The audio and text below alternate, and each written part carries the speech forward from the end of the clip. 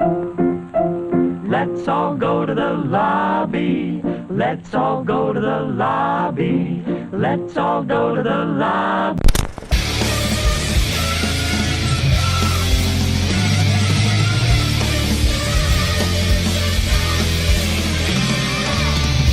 To get ourselves a treat. Ooh, baby. Here we are. Best and worst of the year, baby. You ready? Best episode of the year. We were waiting for this episode for so friggin' long. Yeah! So long. Oh, so good. So, anyway, just before we get into the episode, though, how was your Christmas, T-Kettle? How was your Christmas? I slept through almost all of it. You slept through almost all of it? Okay. So, yeah, it's Okay. pretty good. All right. How about yours? Mine was good. We kind of did Christmas Eve at my family's house. Like, we did Christmas on Christmas Eve, and then on the actual day, I kind of went to my friend's house, and I chilled with him and his family. Mm-hmm. He got engaged, so congratulations, Nick and Camille. What up? Congrats. Congrats. I don't know you, but congrats. Congrats. You should. You should, though. They got the Spider-Man game for Christmas, dude, and I'm so jelly. So, anyway. Oh, dude, best and worst of the year. Oh, dude, it's so exciting. So exciting. So what we're going to do is we're going to do our top 5 worst first, because let's be real, that's what you So we came can here get for. angry at each other. So we can get angry at each other, because we have totally different perspectives on this year. But so first of all, let's just blanket, just quick couple sentences, describe the year for you. Like, how would you describe this year in film? See, this year was kind of I don't even want to say a sleeper. I think the consistency of this year just wasn't as good as last year. But, I mean, 2017 was, in my opinion, the best year since 2014. So, it's kind of hard to compete being after 2017. Right. For me, 2018, I believe, was probably one of the best years in film for me. I felt like the consistency was very consistent in terms of, like, good movie after good movie, because it was pretty much almost every weekend I was seeing a film where I'm like, wow, that's in my top 10, that's in my top 10, that's in my top 10. Yeah, that's like a famous saying for you this year. I know. That's going to be my top 10. And I didn't realize how much films were actually in my top 10. You didn't realize how many movies could be in the top 10. Yes. Yes, because I have about 23 films right now in the top 10. So, wow. Okay, so with 2017, I did like 2017. There was like a lot of good films that year, like Blade Runner 2049. I gave 3 10s that yes, year. and that's crazy for you because you're very. I mean, honestly, it doesn't feel like it this as much lately. See, for me, it's like 2017 had some great, huge peaks with like Blade Runner 2049 and Logan and The Disaster Artist and all those films, but I feel like the consistency wasn't as good for 2018, at least for me, because I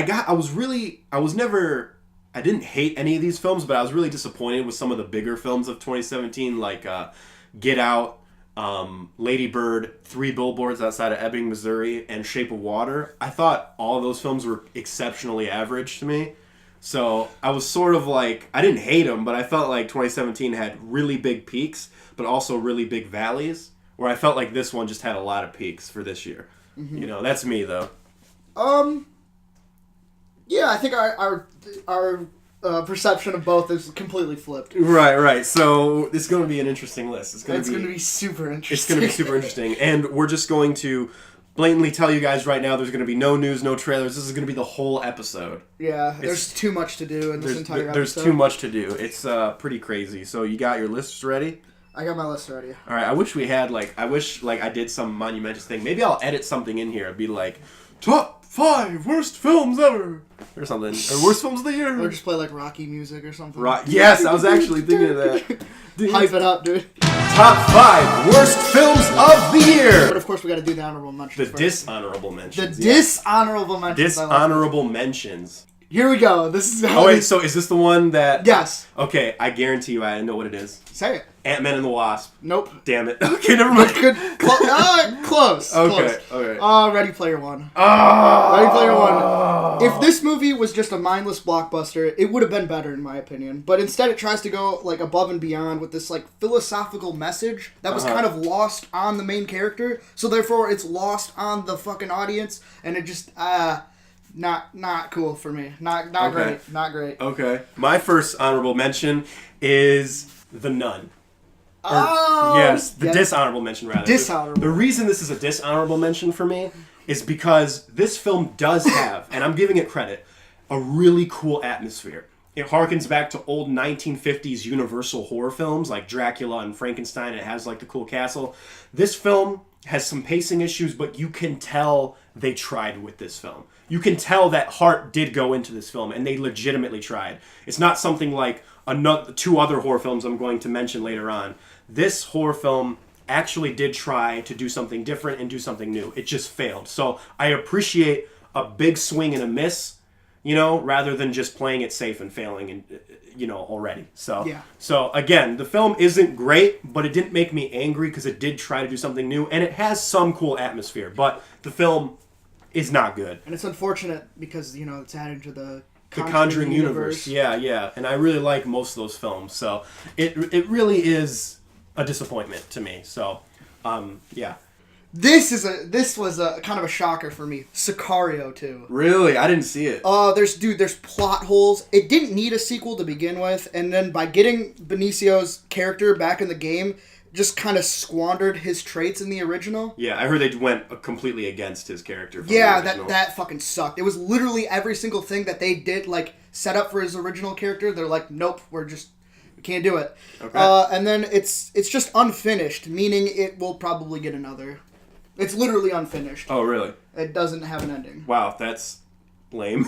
Yeah, it's lame. Next dishonorable mention is Mute. Which one was that? That's the one with Paul Rudd and Stellan Skarsgård from Who's Netflix. The director? What's Duncan Jones? Duncan Jones. He did Warcraft. He did Moon. He did Source Code, and I'm a huge fan of Moon and Source Code. Warcraft, I didn't see, but apparently was a bit of a misstep. Apparently, fans of that series really liked the movie, but if you're just a casual moviegoer, you didn't like it, so it was a little polarizing. But I was still looking forward to Mute, because Mute actually takes place within the same universe as Moon, and they address that. So I'm like, okay, I'm really curious to see this world expanded. And this world is basically just a low-budget Blade Runner ripoff with a ton of uneven acting and bad special effects that just didn't make any sense. The focus was all over the place. And when I first saw it, I was kind of like, but after thinking about it, I was like, wow, this movie really did suck, because there's no focus to this film. Absolutely no focus. And the film is inconsistent in its environment. Sometimes they're in the city, but then they go to like Amish country, which doesn't match anything. It was really, really bad. So was it trying to do like a Blade Runner where everything is it's like a melting pot? It's like a neon, cultures. Yeah, like a cultural like neon. But it seems like they segregated it by just saying that, like, they went to a city and then they went to some like Amish thing. Like, instead of having it all there together, it's like separate. It's like separate. Okay. It just felt really off, and it felt really, really weird. Paul Rudd gives a decent performance in it, but. Couldn't salvage it. It couldn't salvage it. It was a bad one. Thank God I did not pay for it. Yeah, it's a Netflix one, right? Yes, it is. So you don't. Yeah, I mean, technically you paid for it, but you didn't really pay. Well, I used my friend's Netflix, so I didn't pay for it. You didn't pay for it. Yeah. Oh, dude, your friend's the MVP. Yes, all he those is. people that do that. Shout out, Brendan. We gotta get him back on. Yeah, we do, man. We gotta get him back on here. All right, so my third dishonorable mention, Assassination Nation. It becomes what it mocks or speaks out against. It's hypocritical, and it spends the first hour with just scummy people, and that didn't salvage it by any means. I mean, it had some good moments, but the good moments don't make a good movie, in my opinion. Okay. My next dishonorable mention is Widows. I was not a fan of Widows. Damn. Unfortunately. Again, I don't think it's as bad to be on the list, but there's a lot of lingering plot threads, like we said recently. We just saw this film, basically, and again, there's a lot of plot holes to me, and a lot of the characters I felt were very kind of one note. And even if they weren't one note, they were just unlikable, and I didn't care about them. And if you're not going to make me care about the characters, at least make the heist interesting, and it didn't do that, so, yeah. Okay. Yep. Yeah. This is going to be a thing, is like some of these movies, like even on my end of the year list, like the best year list or whatever, we just talked about. So it's like, I don't even know how I'm going to delve like real deep into it, because they literally just heard it like 2 weeks ago. Yeah. And then Unfriended 2, which I guess I shouldn't be surprised. Yeah. Even though I do consider myself to be a pretty big fan of the original in like a schlocky way. Yeah. But this one had pacing issues, the same pacing issues. It's literally the same film with a different threat. Mm-hmm. Major plot holes that get exposed while showing the depth of the internet. That's a big deal, is trying to show, like, the depth of the internet. Anyway, Right. and it utilizes a gimmick of showing 2 randomized endings in theaters. But they're both the same ending. It's the same outcome. Wow, that's lame. Lame as fuck. So that was their, like, desperate attempt to try and get more people to see it I was again. like, oh, cool, it's going to be like Clue. I'm like, that's sweet. Alternate endings, yeah. Yeah, no, not at all. Wow, that's lame. Yep. All right, my next dishonorable mention is... This might surprise you that it's not on my list. The Cloverfield Paradox. Wow, that does surprise me. Yes, because, okay, let me explain why. I know exactly why. Okay, so this film is on Netflix, and I didn't pay for it. The 5 films that are on my list, I paid for that shit. Okay. I paid for it. Okay, so with Mute and the Cloverfield Paradox, I didn't have to pay for this, especially because I used my friend's account. So, again, I saw it, I didn't like it, but it didn't really hit me in a financial way. So I'm like, okay, whatever. It sucked, but whatever. But going into the actual film, it is very, very apparent that the whole Cloverfield tie-in was a complete afterthought. It was. It was. Because I know that's sort of a gimmick with the Cloverfield saga to kind of like add the Cloverfield tie-in later, and it works for something like 10 Cloverfield Lane. It did not work for the Cloverfield Paradox, because I don't even think it connected it very well. It didn't connect it very well because the connections didn't make any sense. No. There's things in there that are completely... They're so obvious that they're reshoots, it's embarrassing. It's like everything on Earth is a complete reshoot just to try and tie into the original. But even that doesn't make sense because it takes place in the future, Cloverfield Paradox. And the original doesn't. So what they're trying to do is like try and say, oh, but these things attack through time now. But it's just so dumb, dude. The stilted acting, you don't care about any of the characters. It's a really, really bad film. I know that the whole like marketing gimmick it did by having a Super Bowl ad and then having it be released right after the Super Bowl ad. Which was cool, it but is also cool, but when you watch it, that just makes it that much more embarrassing. it just makes it that much more embarrassing. Like It was almost like... People were like, oh, that's a cool marketing gimmick, but it was almost like that's all they could do because they just wanted to dump this thing out. Yeah. They just wanted to dump it out, watch it, be over it. Like, they paid probably an immense amount of money to show that, and then people watched it, and they're like, this is dog shit. Yes. That's embarrassing. The film is inconsistent in its tone. Again, there's no characters that have much to any depth. Maybe the main character has a little bit of depth, but it's very cookie cutter. And Chris O'Dowd, straight up, this is a real scene, loses his arm and is totally cool about it.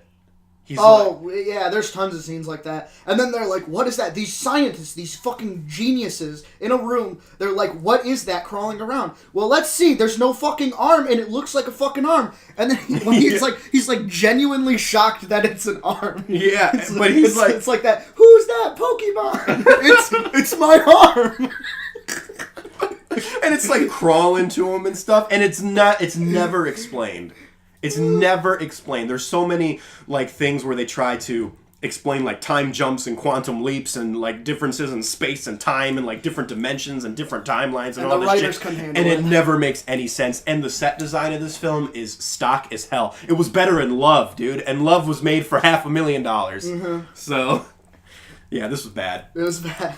Mm-hmm, straight up. So that's an honorable mention. I get where you're coming from. Yeah, I get where you're coming from. I didn't pay for it, so I get it. Yeah. So we jumping into the top 5 worst.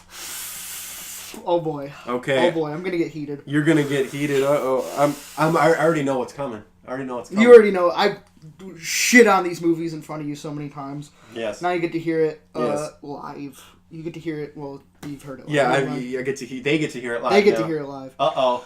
All right. Just say it. Number 5 is Tully. Tully, fucking baby. hate this movie. Yep. It gives the appearance that the mother secretly wants to give up on their children, but installs this impenetrable plot armor to protect itself from that indication. Mm-hmm. And it's just because, you're gonna throw this twist at us like 5 minutes before the ending. I'm gonna forget every single thing that happened throughout the movie. Like, fuck you. And then it always says this punchline. Uh-huh. It's a punchline in quotes, and follows it up with the same uncomfortable look every time, and it gets dry real quick. And this is Jason Reitman, isn't it?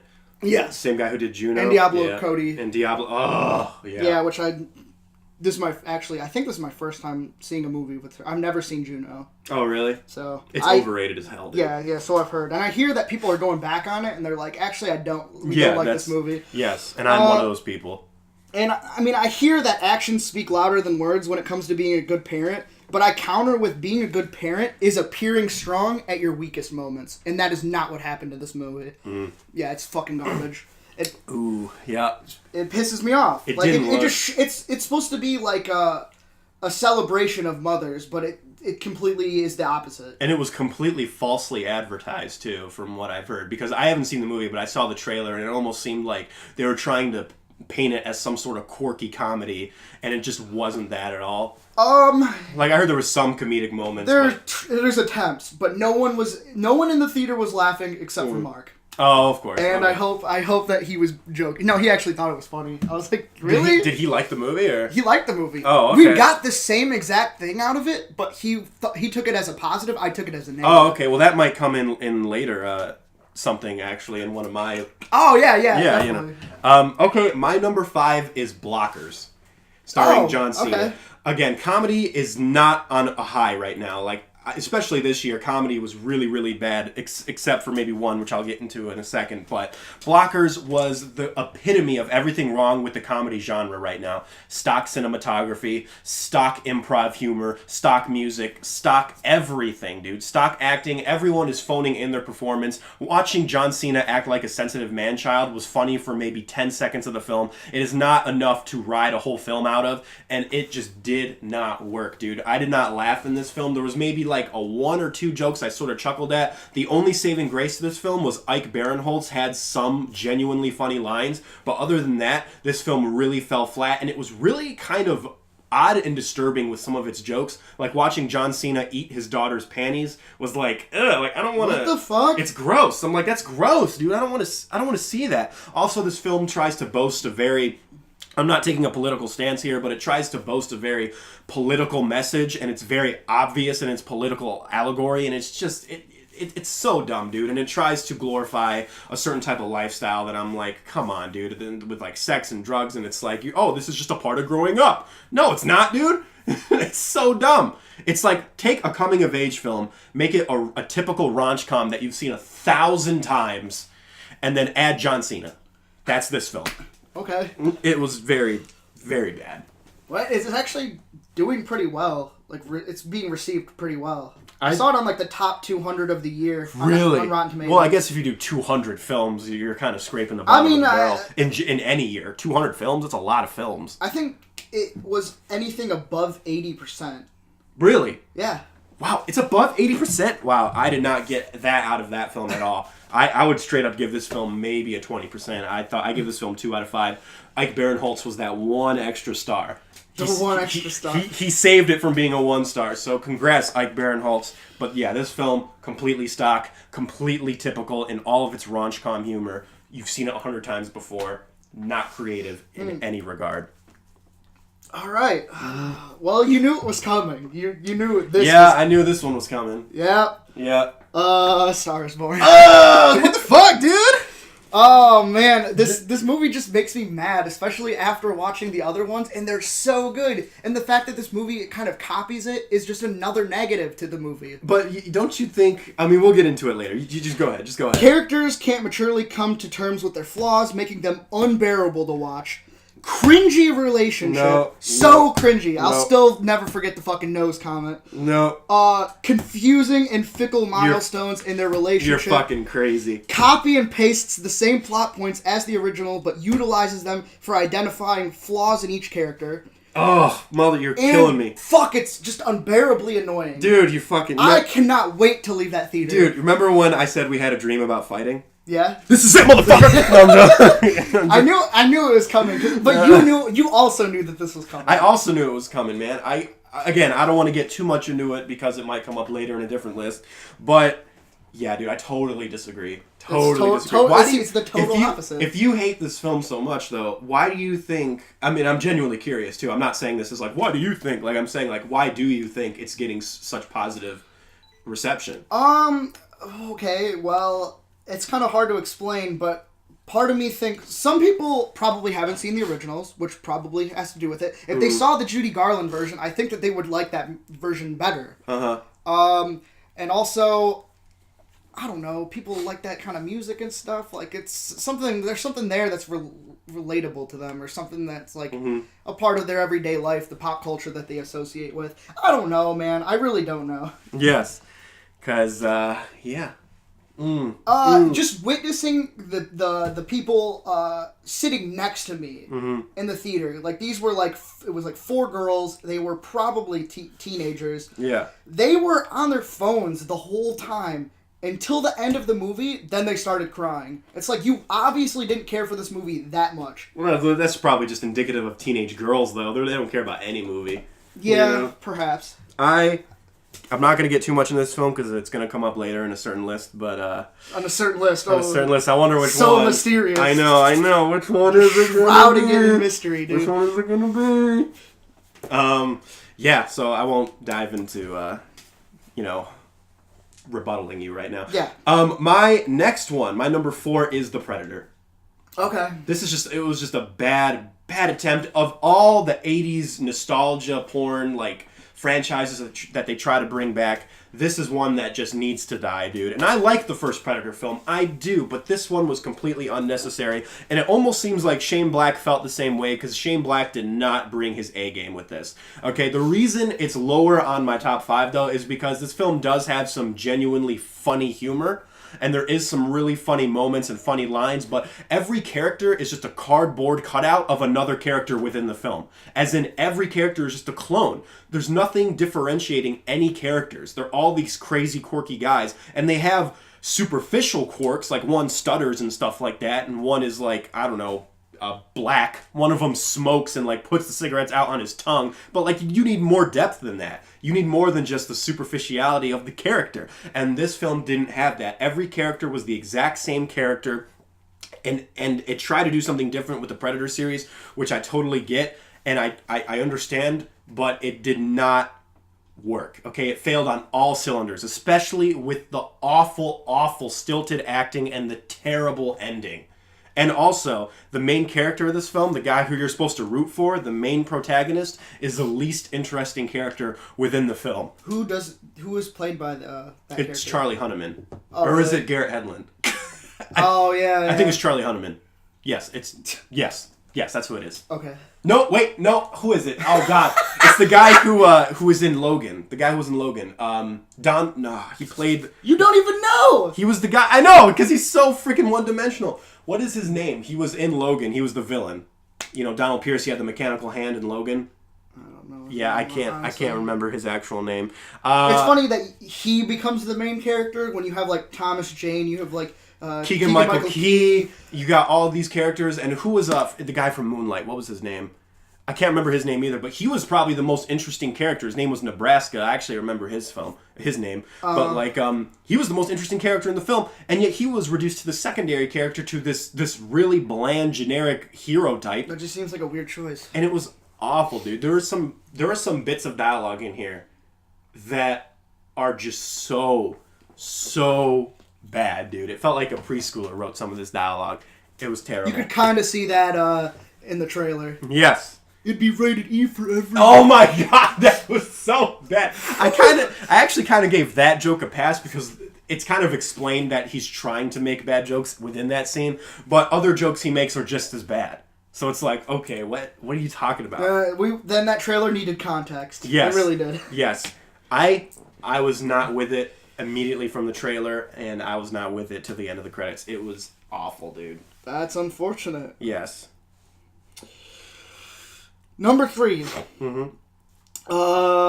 So yeah, it's Cloverfield Paradox. Okay. Yeah. Yeah. I can see why. I mean, at least this film is laughable. I'll give it that. That's why it literally isn't any further. And the reason... Okay, so I get where you're coming from, that you didn't have to pay for it, but also it's attached to the Cloverfield That's movies, true. Which is also just as embarrassing. That is true, because I love the first two. So yeah, I don't love the first one, but I mean I can see why people like it. Yeah, I really liked it. It ruins the progress 10 Cloverfield Lane made. Yes. Because, I mean, it's set up for, like, you have two different styles of filmmaking. You have the POV style, the found footage. Then you have, like, the traditional one. You have a thriller versus a horror. And then you could have done a lot of different stuff with this type of movie. And I guess they did. They made it a B film. There you go. But not a good B film, though. Yeah, but not a good one. It felt like they were trying to make an A film, and it turned out to be a B film. Yeah, which is why it ended up on Netflix. Mm-hmm. Yeah. I tried to buy a whiteboard for this film because I wanted to write down all of the nonsense that this movie did and try to explain it with, like, arrows and shit. Like, well, this means this, but, like, I couldn't do it all in my head. I literally couldn't do it all. So I'm like, I need a whiteboard. Yeah. So I could, because me and Mark are watching it, and we wanted to share our thoughts with each other, trying to make equations to, like, make this shit. Let me tell you something. Make sense. Let me tell you something, T-Kettle.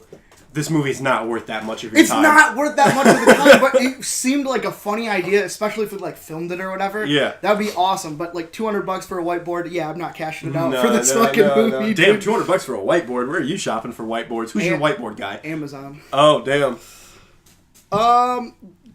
It showcases that movie's intended for the theater go to Netflix to die. Yeah, I said that already. Yeah, basically, it's just shit. I really can't. There's no need to explain it. Netflix is a really odd avenue because it's still sort of in that gray area of, like, do you consider it like a TV movie or a real movie? And even Hollywood is trying to figure that out. They need to separate Netflix originals that they made versus Netflix originals that they purchased. Right. And even with films like Roma and like Ballad of Buster Scruggs, they did have a small theatrical run as well.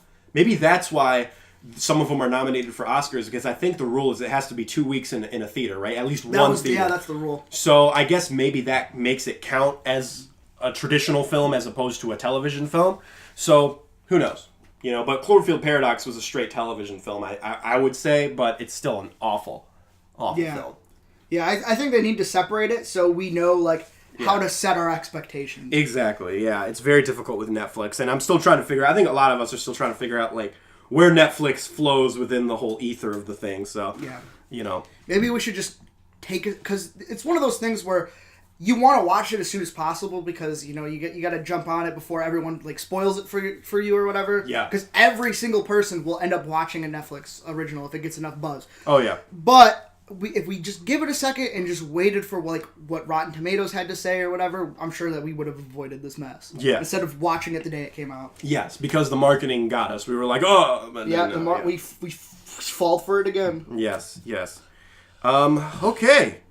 My next film is my number 3, right? Which is, you probably forgot this film came out this year. I almost certainly did. You totally forgot this film came out this year. You know why? Because this was legit. And I looked this up. This is true. This was the first film released this year. Okay. January 4th. First film released this year. Whew. Insidious: The Last Key.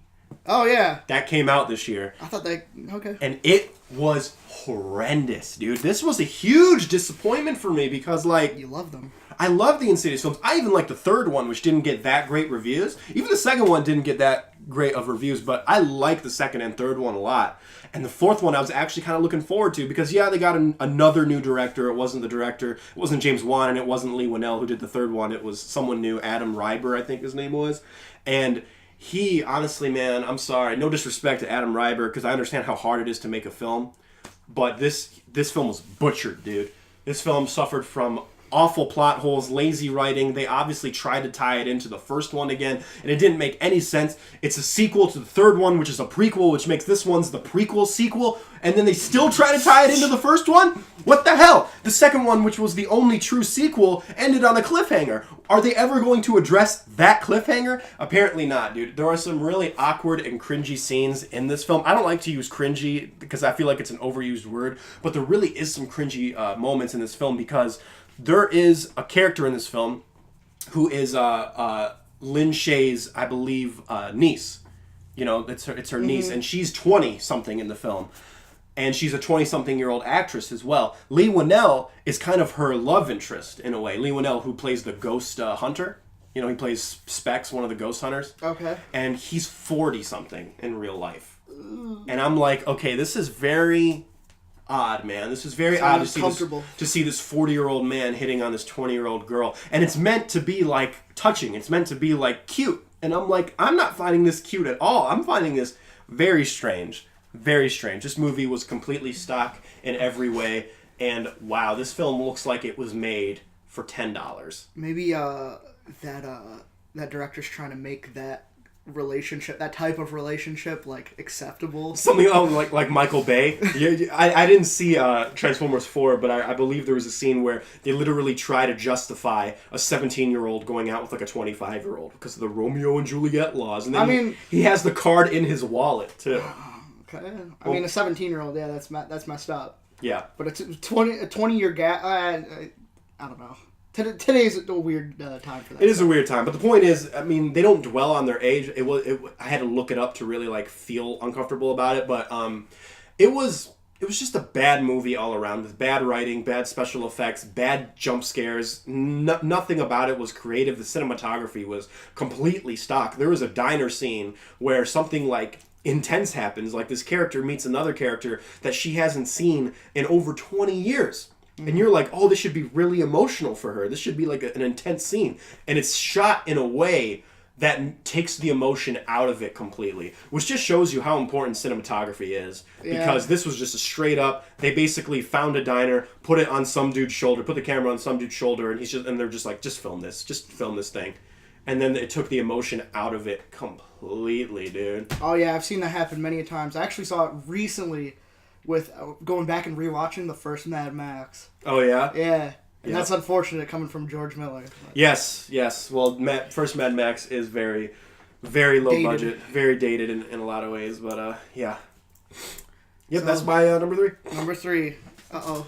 The sniffles are Sniffles, coming. Baby. Oh, still a little sick, but not as bad as I was. Stay away from me!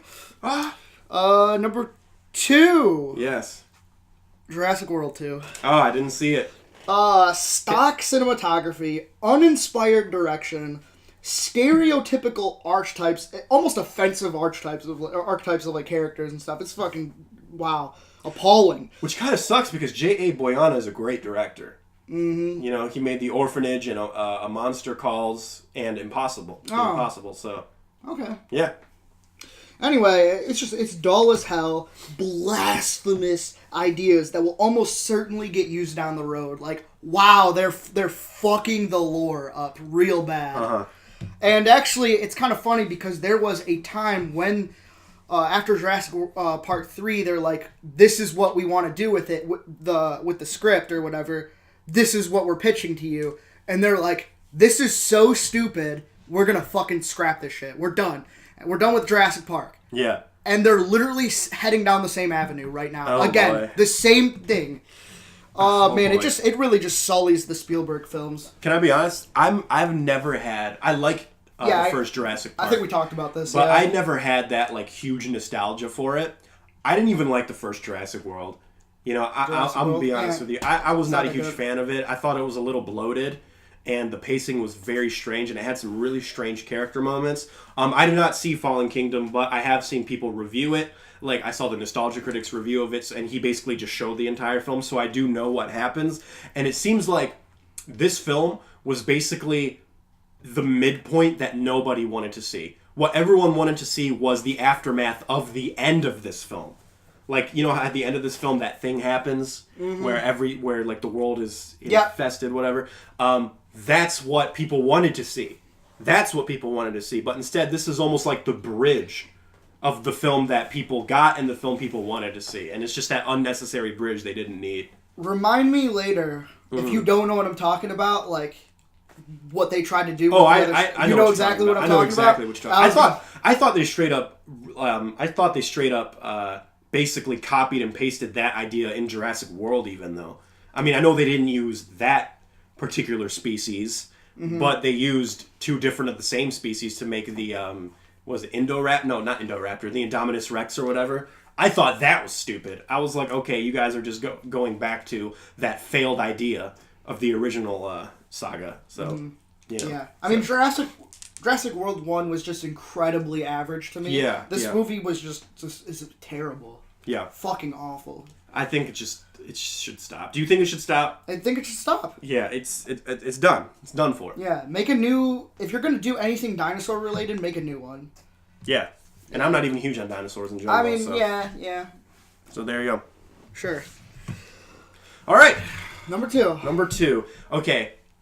Here's the thing with me and bad films, okay? Okay. If you notice, I saw all these films because for most of them, like, I thought they might be good. Not so much something like Blockers, but with The Predator, I'm like, okay, you know what? I'll give it a chance. With Insidious, I'm a huge fan of the series. I'm like, I'll give it a chance. You have to watch it anyway. Yeah, I don't go into a film knowing it's going to be bad very often. Uh-huh.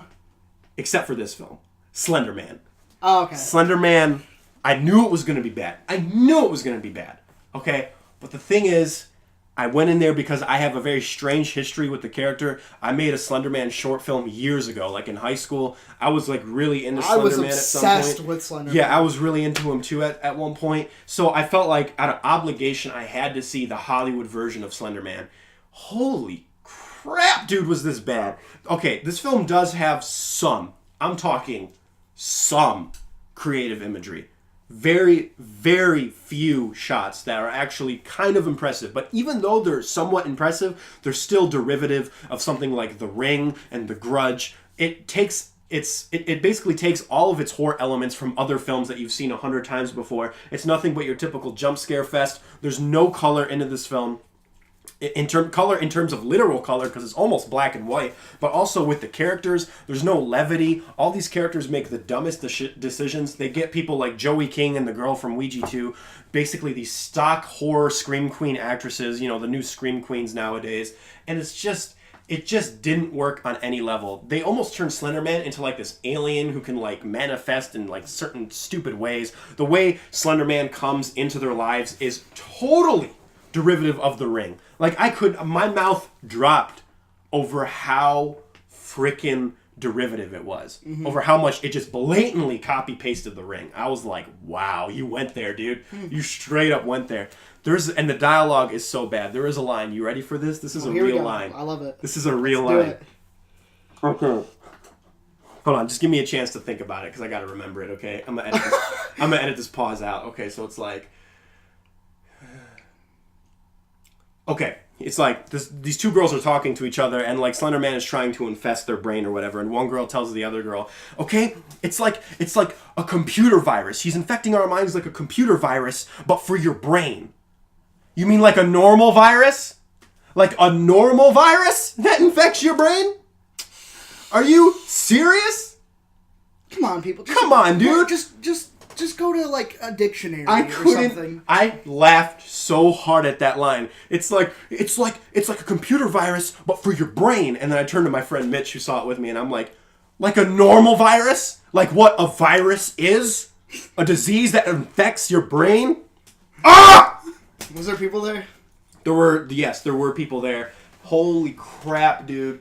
I got up out of that seat so fast. As soon as it said directed by whoever, I got up. I'm like, nope. By whoever. Bye. I'm like, I am straight up gone. Bye-bye. Hate it.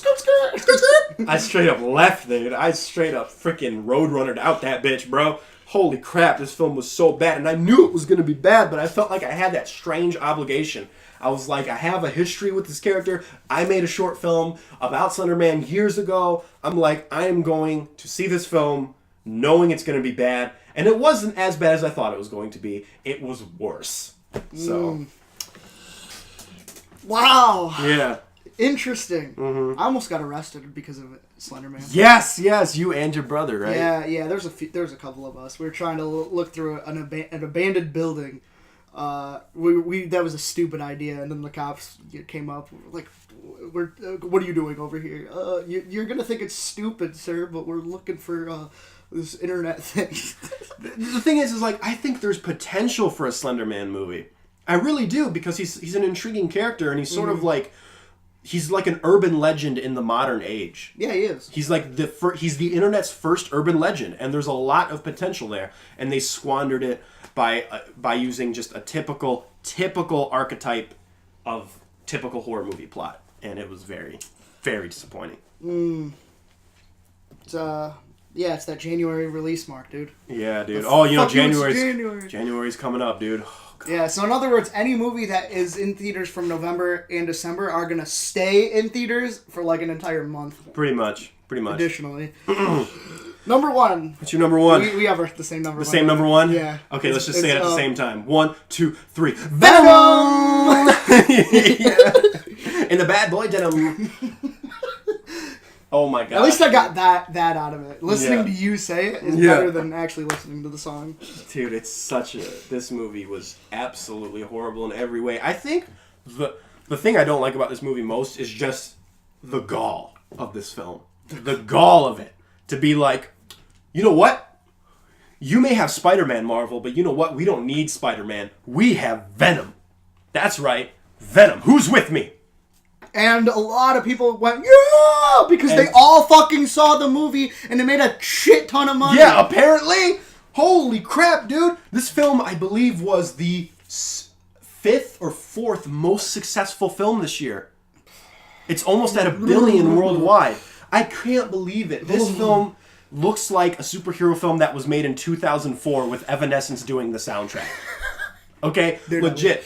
Everything about this film is so stock with its dialogue, its effects that are incomprehensible in most parts, its cinematography, its color. Everything about this film is completely stock. The dialogue of this film is some of the worst dialogue I have heard. And it's not...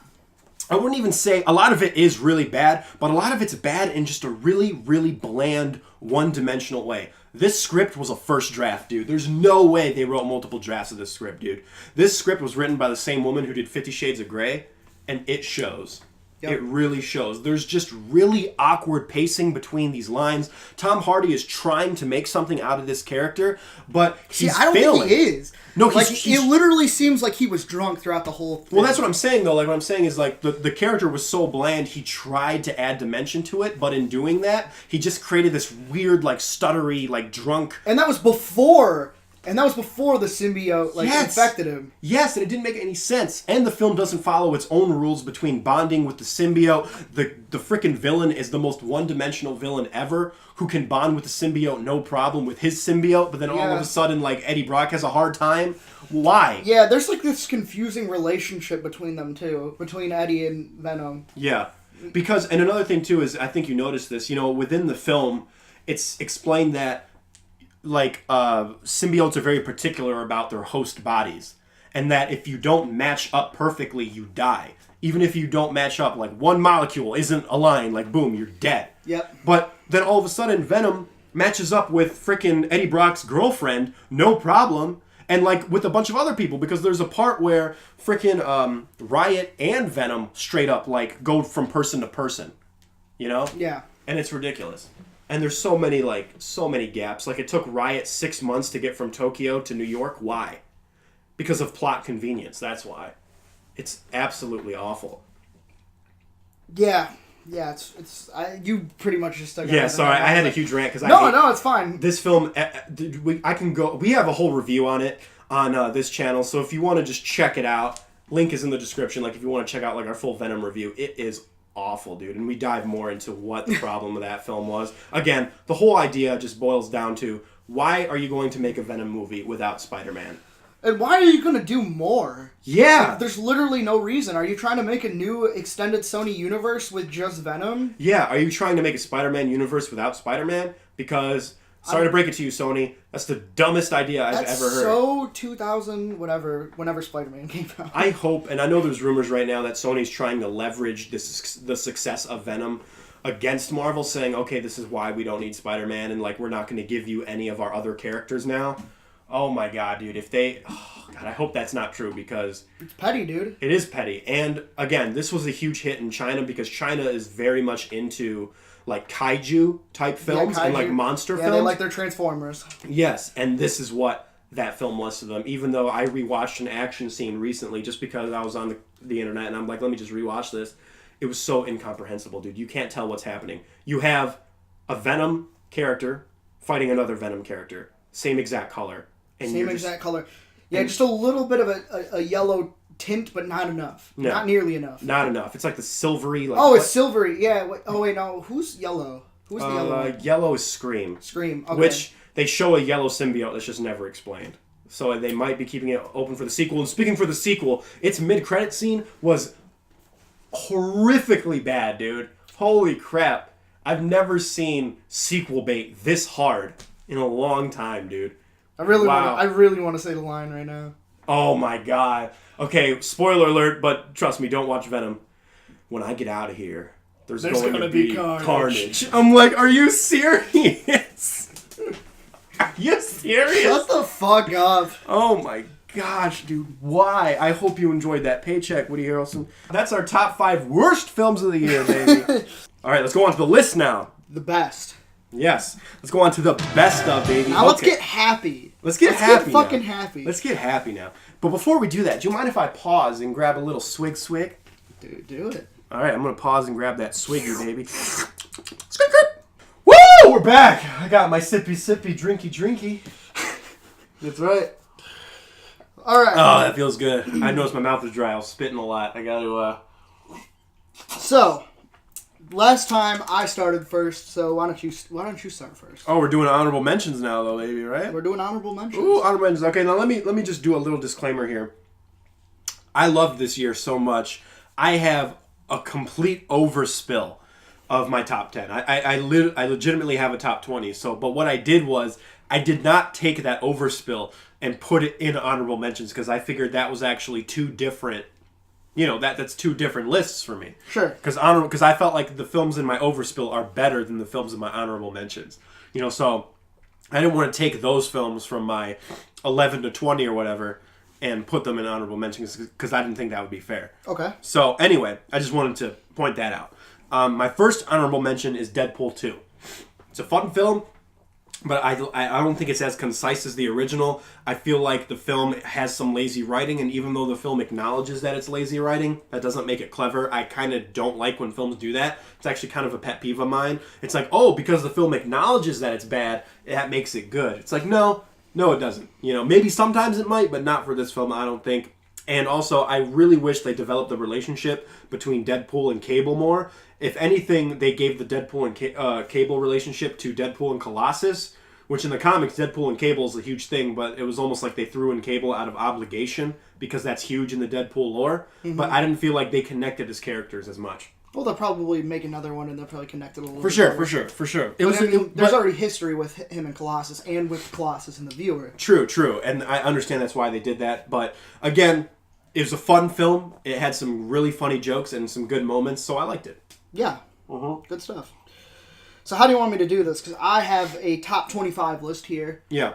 And I was just going to start, shooting through them. We're not doing, like, an honorable mentions or anything. Like, I just wanted to rapid fire them. So you know what I'll do is I'll list off a few of them. Okay, go ahead. All right. Number 25, The Sisters Brothers. Nice. Good stuff. Number 24, Thoroughbreds. Also good stuff. And number 23, The Green Book. Okay, cool. My next honorable mention is Solo, A Star Wars Story. Okay. I feel like with this film, with Star Wars fans, they just need to calm down. Okay, not every Star Wars film is going to be a life-changing masterpiece, and this film is exactly what I expected it to be, which is just a fun Western romp, which is kind of what, Han Solo should be. I didn't necessarily want a Han Solo film, but now that I got it, it was an enjoyable film. It wasn't a masterpiece by any means, and it was totally unnecessary. But you know what? I sat down, I watched it, and I enjoyed it. Again, I think this film is getting a little too much hate because of two things. The behind-the-scenes controversy, which I don't think should really ruin any film, and the fact that Star Wars fans hold an unreasonable pedestal to Star Wars films. This film is an okay film. Decent, not great, has a lot of flaws, but you know what? It's a fun film, and that's all I wanted from a Solo film. Sure. Yep. Sure. I get you. Yes, sir. Number 22, Upgrade. Number 21, Black Klansman. And number 20, Searching. Nice. My next honorable mention is What Keeps You Alive. It's one half of the Vicious Brothers' new film. Mm-hmm. This film used to be on my top 20, but I removed it to honorable mentions because, again, I couldn't get past the stupid decision the main character makes with a third of the way through, or with a third of the film left. Okay. She makes the dumbest decision I think I've ever seen in a horror film, and I'm like, why did you do that? This film, you were doing so good, where this film was like, wow, okay, the decisions this character is making are very logistical and very much in the sense of, oh, I would do that decision too. Like that was a good idea, but then she just goes against all of that by making this really dumb decision, and then the ending, the villain makes a decision that is also really dumb because it didn't work the first time. Why would it work the second time? You know, it's like it wouldn't, right? But she does it again. So, okay. Okay, then. But overall, it was a fun film with some really creative cinematography and really cool suspense. Sick, dude. I don't mean to shit on these honorable mentions. Like, I gotta... That's what it kind of felt like. I know, like, I'm explaining why they're honorable mentions, but I should explain why I liked them. Yeah, no, I get you. I'm trying to, yeah. I understand. Mm-hmm. All right, so for number 19, I got Disobedience. For number 18, I got Mandy. And for number 17, Isle of Dogs. Okay, cool. My next honorable mention, every year there's a film where me and the critics really disagree. Mm-hmm. There's a film where it's like, I'm seeing something that the critics aren't seeing, and this is this film for me, and that's Tomb Raider. Oh, okay. Yeah, I remember you liking that. This film is not that bad. It's fun. It's like a fun romp. I think it's the best video game movie ever made, which is not necessarily the lowest of bars. Which is a very low bar, but honestly, I think this film kind of deserves a fresh rating. In all honesty, not a high fresh rating, but I would put it in the 60%. I would put it somewhere in the 60s. It's a good, fun film with imagery that totally replicates the imagery from the video game, and that is awesome. That's what you want to see if you're a Tomb Raider fan, and I really like the Tomb Raider character, and I think Alicia Vikander did a good job. The beginning is a little wonky, I could say, but once the story gets kicking, it's really cool, especially seeing imagery coming basically from the video game straight to the screen, like verbatim. I'm like, wow, that's really cool. I'm trying to think of how I should do this now. We're getting pretty close. How many? You got a lot of. I got 1, 2, 3, 4, 5. I got 6 more. 6 more. All right, I'm gonna slow it down a bit because I think if I did 6 exactly, I would be caught up, and then we'd be in my top 10. All right. So number 16, I kind of didn't expect this movie to be on my list at all. Yeah. I expected to enjoy it, and that's pretty much the end of it. Number 16, A Quiet Place. Oh, okay. Yeah, I like this movie. I like the attempt to fill holes that I was I saw the trailer and I'm like, I know that this is going to be a big looming plot hole, but they tried very hard to fix that shit, which I appreciate. I really like the tone of this movie. It's kind of got this Last of Us kind of mundane Western vibe to it at the beginning, as they're trying to recreate their lives and stuff like that before. It's kind of like the calm before the storm. And minus the last shot of this movie, I thought that was kind of cheesy. Yeah, the movie almost ends twice in a very strange way. It does, but overall I still really enjoyed this movie. It has some really good sound design, especially when you're when the characters close their eyes and you can just hear where the character's moving and stuff, and you're really taking advantage of the speaker system. I enjoyed this one. For sure. My next honorable mention. Do you feel in charge? Sorry, I had to do it.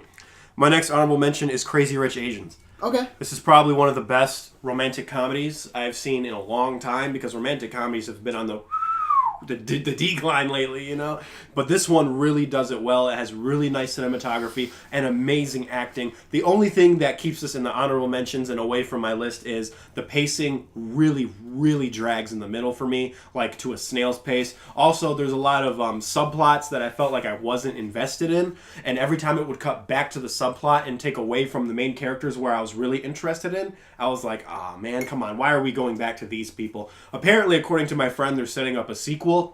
But I feel like as a standalone film, it didn't necessarily work. Maybe if I see the sequel, the grand scheme of it all, I'll be like, okay, this makes sense now. But again, I just was really disappointed whenever they cut away from the two main characters.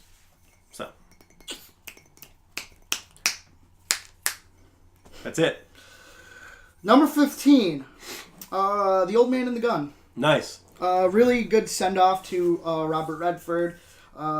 Very, very good, 70s kind of throwback film, kind of a tribute to those types of films back in the day when it was kind of a simpler time. Yeah. And everything was a little bit slower. And this movie kind of redefines the peak of our lives, that it can be at the end of our lives. There's no slope. It's just kind of a plateau. And there's a really great montage of like Robert Redford films to have a nice send-off, but also it works in the capacity of the story as well. Movie was funny. It hit every note. It hit every note pretty decently. Okay, cool. My next honorable mention is A Simple Favor.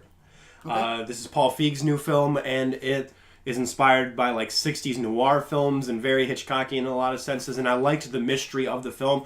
Also, Blake Lively gives a really good performance, as does Anna Kendrick. The only thing keeping this film out of my list, honestly, is there's some really... I know that Paul Feig is like a comedic director usually, but there's some really odd moments of comedy where it felt like, okay, why are you throwing this comedy in here? Like, I felt like it was almost like an afterthought to throw in this comedy, because there are points where the camera would just cut away to these comedic scenes that just didn't really make any sense. There's some odd slapstick humor, and I felt like it kind of took away from the intriguing story. And I'm like, you don't need this comedy because you do have a really cool story here, and it really is kind of dark. So I know you maybe want to create levity, but I feel like he went a little too far with his comedic sensibilities. But overall, it was actually a surprising film, especially over how bad that trailer looked. I was like, wow, I'm actually really surprised about this film.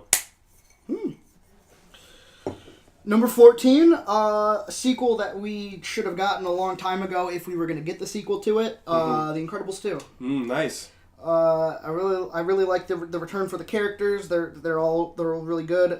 Some of the comedy moments are better than the first one by like a mile. The story's pretty solid for like a sequel, and some of the animation style is really excellent, especially in the room where the black and white lights, kind of the epileptic scene. Yes. Very cool. It gave a nice 3-dimensional look to them. That was more cool. more so than ever.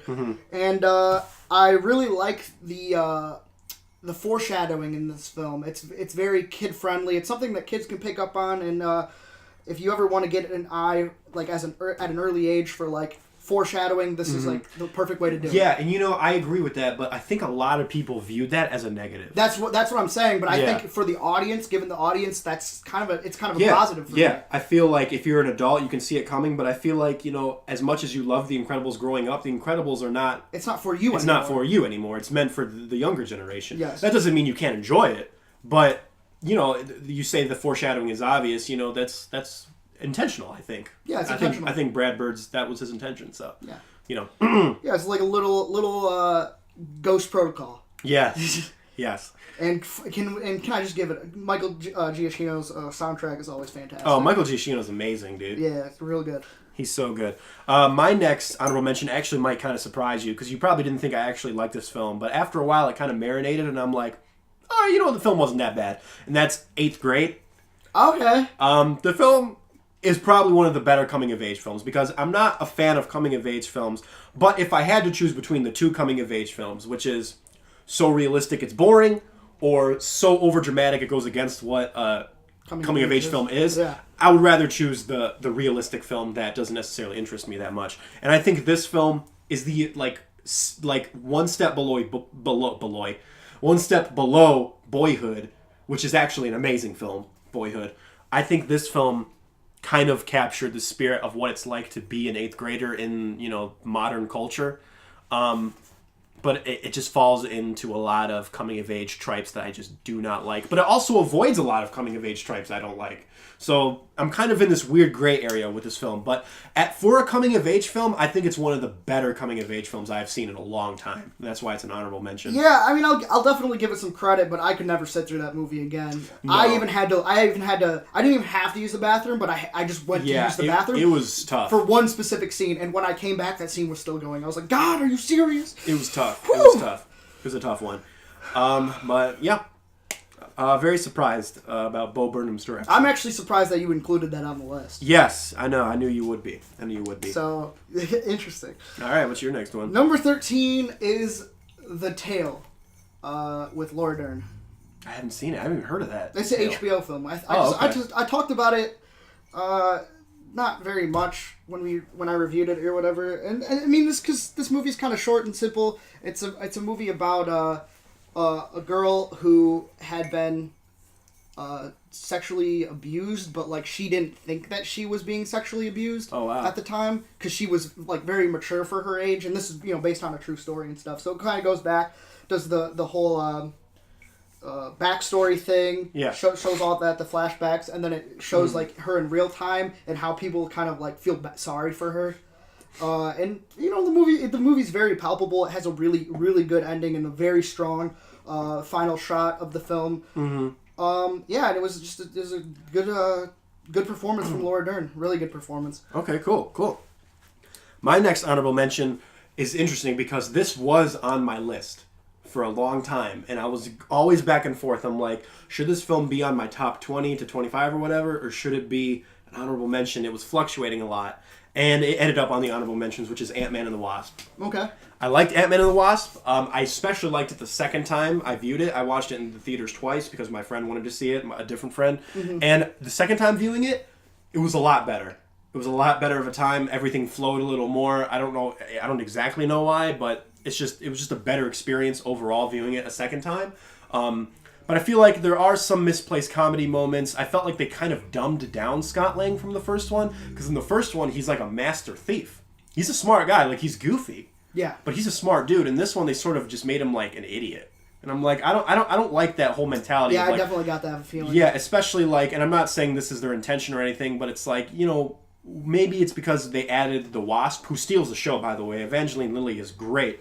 But I feel like in sort of introducing the Wasp and making her steal the show, you kind of dumbed down Ant-Man, which I don't think you needed to dumb down Ant-Man for the Wasp to steal the show. You know what I mean? And Michael Pena is great as always, but I felt like a lot of the best action beats you saw in the trailer. And someone brought that up to me recently. Every cool action beat you saw in that movie, every single one was in the trailer. When they're in the kitchen, you basically saw that entire scene. When they're doing the freeway and the Pez dispenser comes out, everything is in the trailer, so nothing really surprised you. And I'm like, he told that to me, and I'm like, wow, that's very true. And maybe that's why I kind of was a little underwhelmed with the film. But overall, it's still a fun film. It was a good palate cleanser after Infinity War. And, it has some good rewatch value. It's a good film to just kind of throw on, and it's fun. That's all it is. It's fun. It's a fun little quirky, cute movie. Yeah, sure. Mm-hmm. I get you. Yes, sir. All right, number 12. Right. Beautiful Boy. Well, my next honorable mention is Beautiful Boy as well. It's a great movie. Yeah. And, it's incredibly potent. Timothée Chalamet gives an amazing performance. Mm-hmm. Steve Carell has some good moments as well, but ultimately, like, when he started screaming, like, I was like, Michael Scott's entering the building. Yep. Especially casting what's her name? Holly Hunter? No, that's the different, no, what's her name? Amy Ryan. Oh, yeah, Amy Ryan. Casting Amy Ryan as, his ex-wife was kind of an odd casting choice because it kind of took me out of it. Because then I'm like, okay, now this is just fan fiction. Is this just a sequel to The Office? Like, what's going on here? The reason it's an honorable mention for me is because this also was on my list, but I had to remove it to honorable mentions because I didn't really feel something until about the last third of the movie. Which, for a lot of films, I can be like, okay, I can overlook that. But for this film, I felt like some of it, especially in the beginning, was a little aimless and the pacing was a little off. Yeah, I figured you thought that. Yeah, and but overall, this film did come around in the end, and I'm like, okay, you know what, I like this film. Given the subject matter, like I think I told you before, I think that the editing and like the aimlessness kind of worked for it. Uh-huh. If it didn't have anything to do with like drug related stuff, I feel like it wouldn't work, but it kind of does to me. Yeah. I do think that the execution for like putting the flashbacks like with present time and stuff like that, I think it could have been worked out a little bit better because sometimes it was kind of hard to figure out where we were. Yeah. But, and like the beginning shot, like the beginning monologue or whatever, where he's talking to the guy about how his son is an addict, I thought that was a weird place to start. It was a weird given flash the fact forward. that it was the very middle of the movie. Yeah, it was a very odd place. And I feel like The Blind Side. Remember the movie The Blind Side? They did the same thing where... Oh, you haven't seen it? Yeah. Well, do you remember it at least? Yeah, sure. They did the same thing where they chose a really odd scene to be a framing device for the film. And I'm like, why are you choosing that scene to be a framing device? It's just a really weird scene. And again, it happened in the middle of the film, too. And I'm like, that's odd. That was a very odd editing choice. Yeah. But overall, it was still Having it based Very on touching. the true story, like the true story doesn't really hit every note that you would expect. I think, especially in the end of the movie, I was like, wow, I can't believe that they did this. And my one friend was really mad about it, and I can completely see where people are coming from. But I think that something about it is touching, and since it happened to a friend of mine the same way that it happened in this movie, it's like, wow, this kind of hits close to home. I had to experience this. I had to watch this in full. Yeah. So that's why it's number 12. I feel the same way, and what's the name? Timothy Chalamet gives me some Marlon Brando vibes. In all honesty, He's going to be one of the greats. I know it. I feel it. He's a great actor. He's a great actor. So, yeah. So should I just go with my last one? Go for it. My last one is Mary Poppins Returns. I just saw this recently. Fun film, super cute. Emily Blunt freaking killed it, dude. This is just a feel-good film, and that's what I really loved about it. The freaking musical numbers are magical, dude, and I couldn't help smile from ear to ear throughout most of it. The only reason it's an honorable mention is because the framing device is a little derivative, and the framing device was uninteresting. So every time they exited the magic of the musical numbers to go back to the normal story, the plot, I'm like, oh, we're going back to this again. The dirty, grimy real world. Yeah, I'm like, and I get that's what they were going for, but I'm just saying, like, the plot element, like the whole driving force of the movie. It's like, why is this even a thing? Like, why is this even a thing? Why can't it just be? It should have just been a husband dealing with the death of a loved one and trying to raise his kids, and that's why Mary Poppins Returns. But then they add, and this isn't a spoiler, but they add like a whole, he's about to lose his house thing, and he has to find like this certificate to keep his house and all that. And I'm like, why, dude? Just no, that was a bit too much. And the last musical number went on for way too long. It was almost like Return of the King level. I'm like, this needs to stop. Like, I like this movie, but this is stop. I get you. Like, but overall, it's super fun.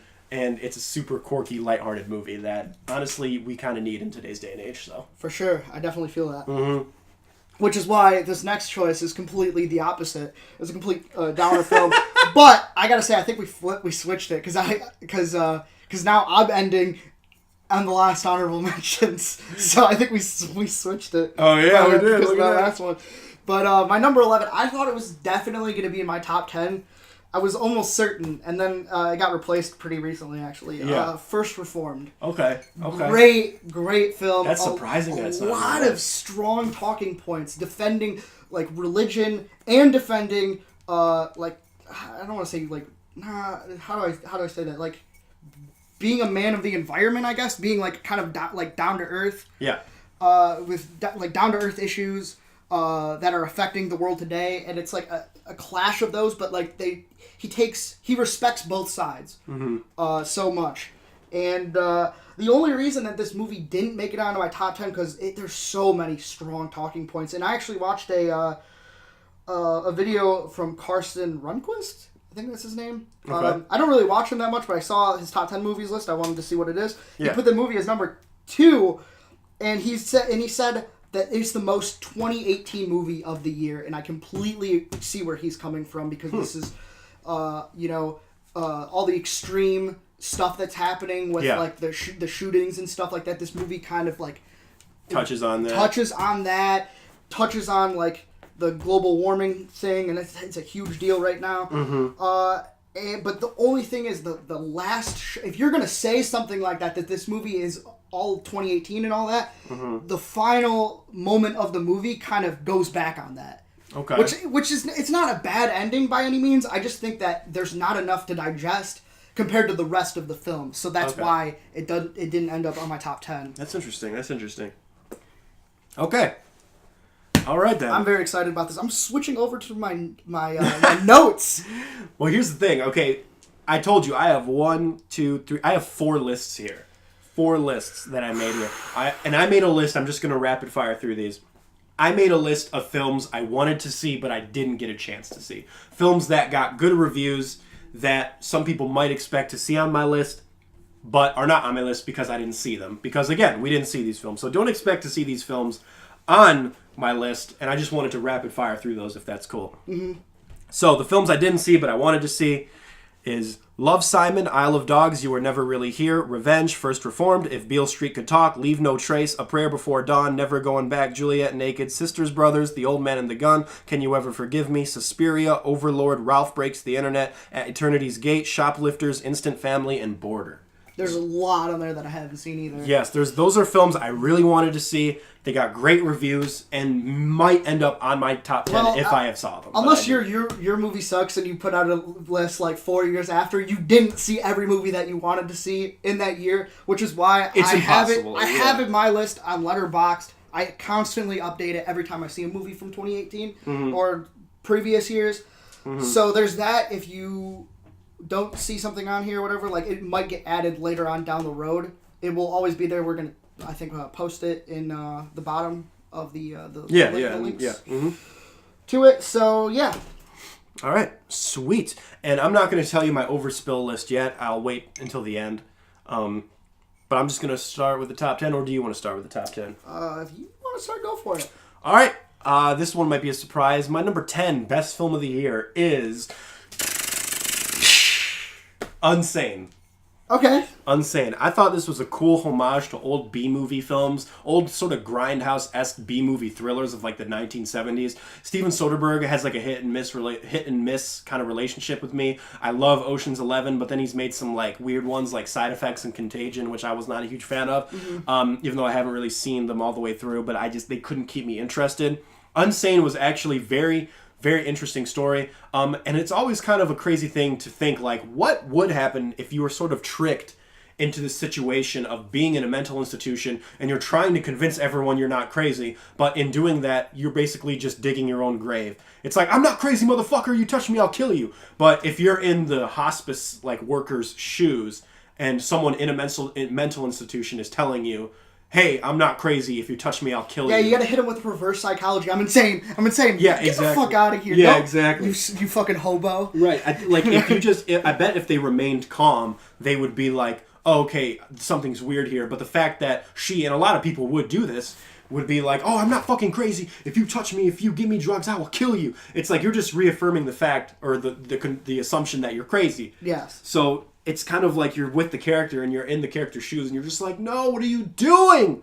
So some people might view that as a negative, but I view that as a positive. It's frustrating for sure. Yeah, but it's frustrating, I think, in a good way, in like a good kind of thriller way. I'm not going to touch on the behind the scenes aspects of this film. Obviously, this film was shot with an iPhone, and I don't agree with Steven Soderbergh's philosophy on it. But as a film, I really enjoyed it. I thought this was a really cool homage to old B-movie thrillers, even to the point where this film ends in a freeze frame. And I haven't seen that in a long time. I haven't either. Yeah, that's a total B-movie move. And this film was very grimy, and I will say this about the iPhone cinematography, though. The iPhone kind of added like a graininess to it, which almost made it seem like it was shot on film, which someone like David Lynch has actually said something like that before. He said like old school recorders, like old school DVR recorders and stuff like that, shoot on like really crappy footage. But like he says that old VHS tapes sort of remind him of like 16 millimeter film in a way, because it's just as grainy and it looks just like that. And that's kind of what the iPhone footage reminded me of. It was like, this is kind of like 16 millimeter-esque type film. It kind of looks like, and I thought it was a cool modern take. Were you referring to Side by Side? Is that what it's called? Yes. Yes. That was the documentary where he said that. Yeah. Mm-hmm. So that's your number 10, huh? That's my number 10. My number 10. Oh, by the way, I'm sorry to interrupt you. No, yeah, do your thing. Number 2 through 10 here are not necessarily in order. They're just the films that I chose to talk about. Okay. So, again, I like some films in my overspill list more, but I felt like you're going to talk about them, so I removed them. I think we talked about which ones we were going to... Yeah, we gave each other a little bit, because we still want to be surprised, but we gave each other a little bit of what we're going to talk about so we don't have as many duplicates. So I took the duplicates and I put them in my overspill because, again, I want to talk about different films, Gotcha. From each other. So. No, for sure. Mm-hmm. I like the way that works. That. For sure. So my number 10 was my last minute hoorah, and it paid off, and it made it onto my list. Okay. You already know what it is. The Rider, right? The Rider, dude. Right, it's so good. I never even heard of it until you talked about it. Yeah, there's 2 movies that came out this year that are like, dude, horses. horses are the best. Yeah. And it's like that and Lean on Pete. So I need to watch that as well. And then the Mustang's coming out too soon. Yeah. What's up with this new horse thing going on? Dude, I don't know what it is, man. Maybe people finally saw Hidalgo and they're like, that movie was great. Let's make more of those. Yeah. And it really pays off because it's a beautifully shot contemporary Western. Chloe Zhao's story of a cowboy physically decaying, doing what he loves. Wow.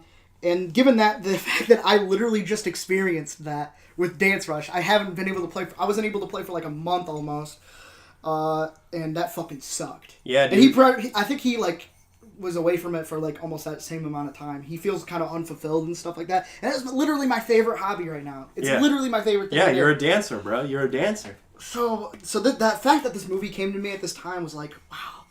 It was just literally perfect timing. Nice. It's compelling, heartbreaking, and inspirational in a sad and satisfying way. Mm-hmm. The horses are the gateway to falling in love with this movie. The camera work makes it seem like they have insight into the family's hardships, and it's it's an interesting way of filming it. It's kind of almost reminded me of like White God. Was it White God? About with the dogs? With the dogs. Yeah. Where the camera work almost made it seem like the dogs could act, which was really cool.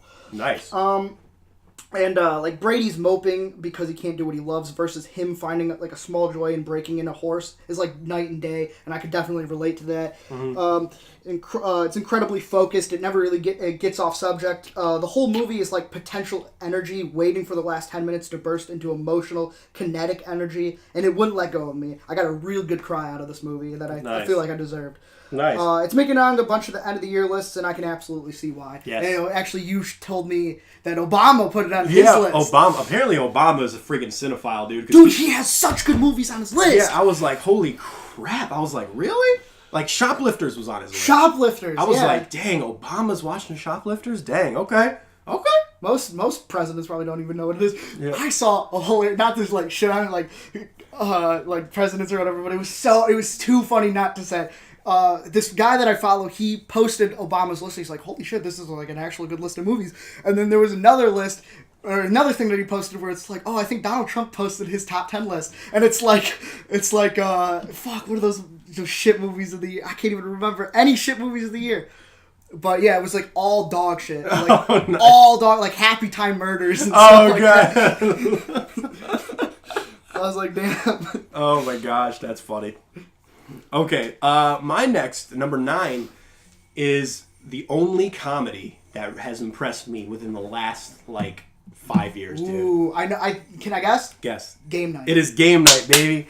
Game Night is crazy, dude. What a sleeper, dude. I could not believe how much of a sleeper this film was, dude. Okay, the great thing about this film is a lot of comedies, even with blockers, like I just mentioned, stock cinematography. They don't make the cinematography part of the comedy or part of the story. What this film does is it takes really intriguing cinematography and makes it part of the comedy and part of the intriguing storyline, okay? Because there's an intriguing through line of plot that happens, and the characters on top of it are funny.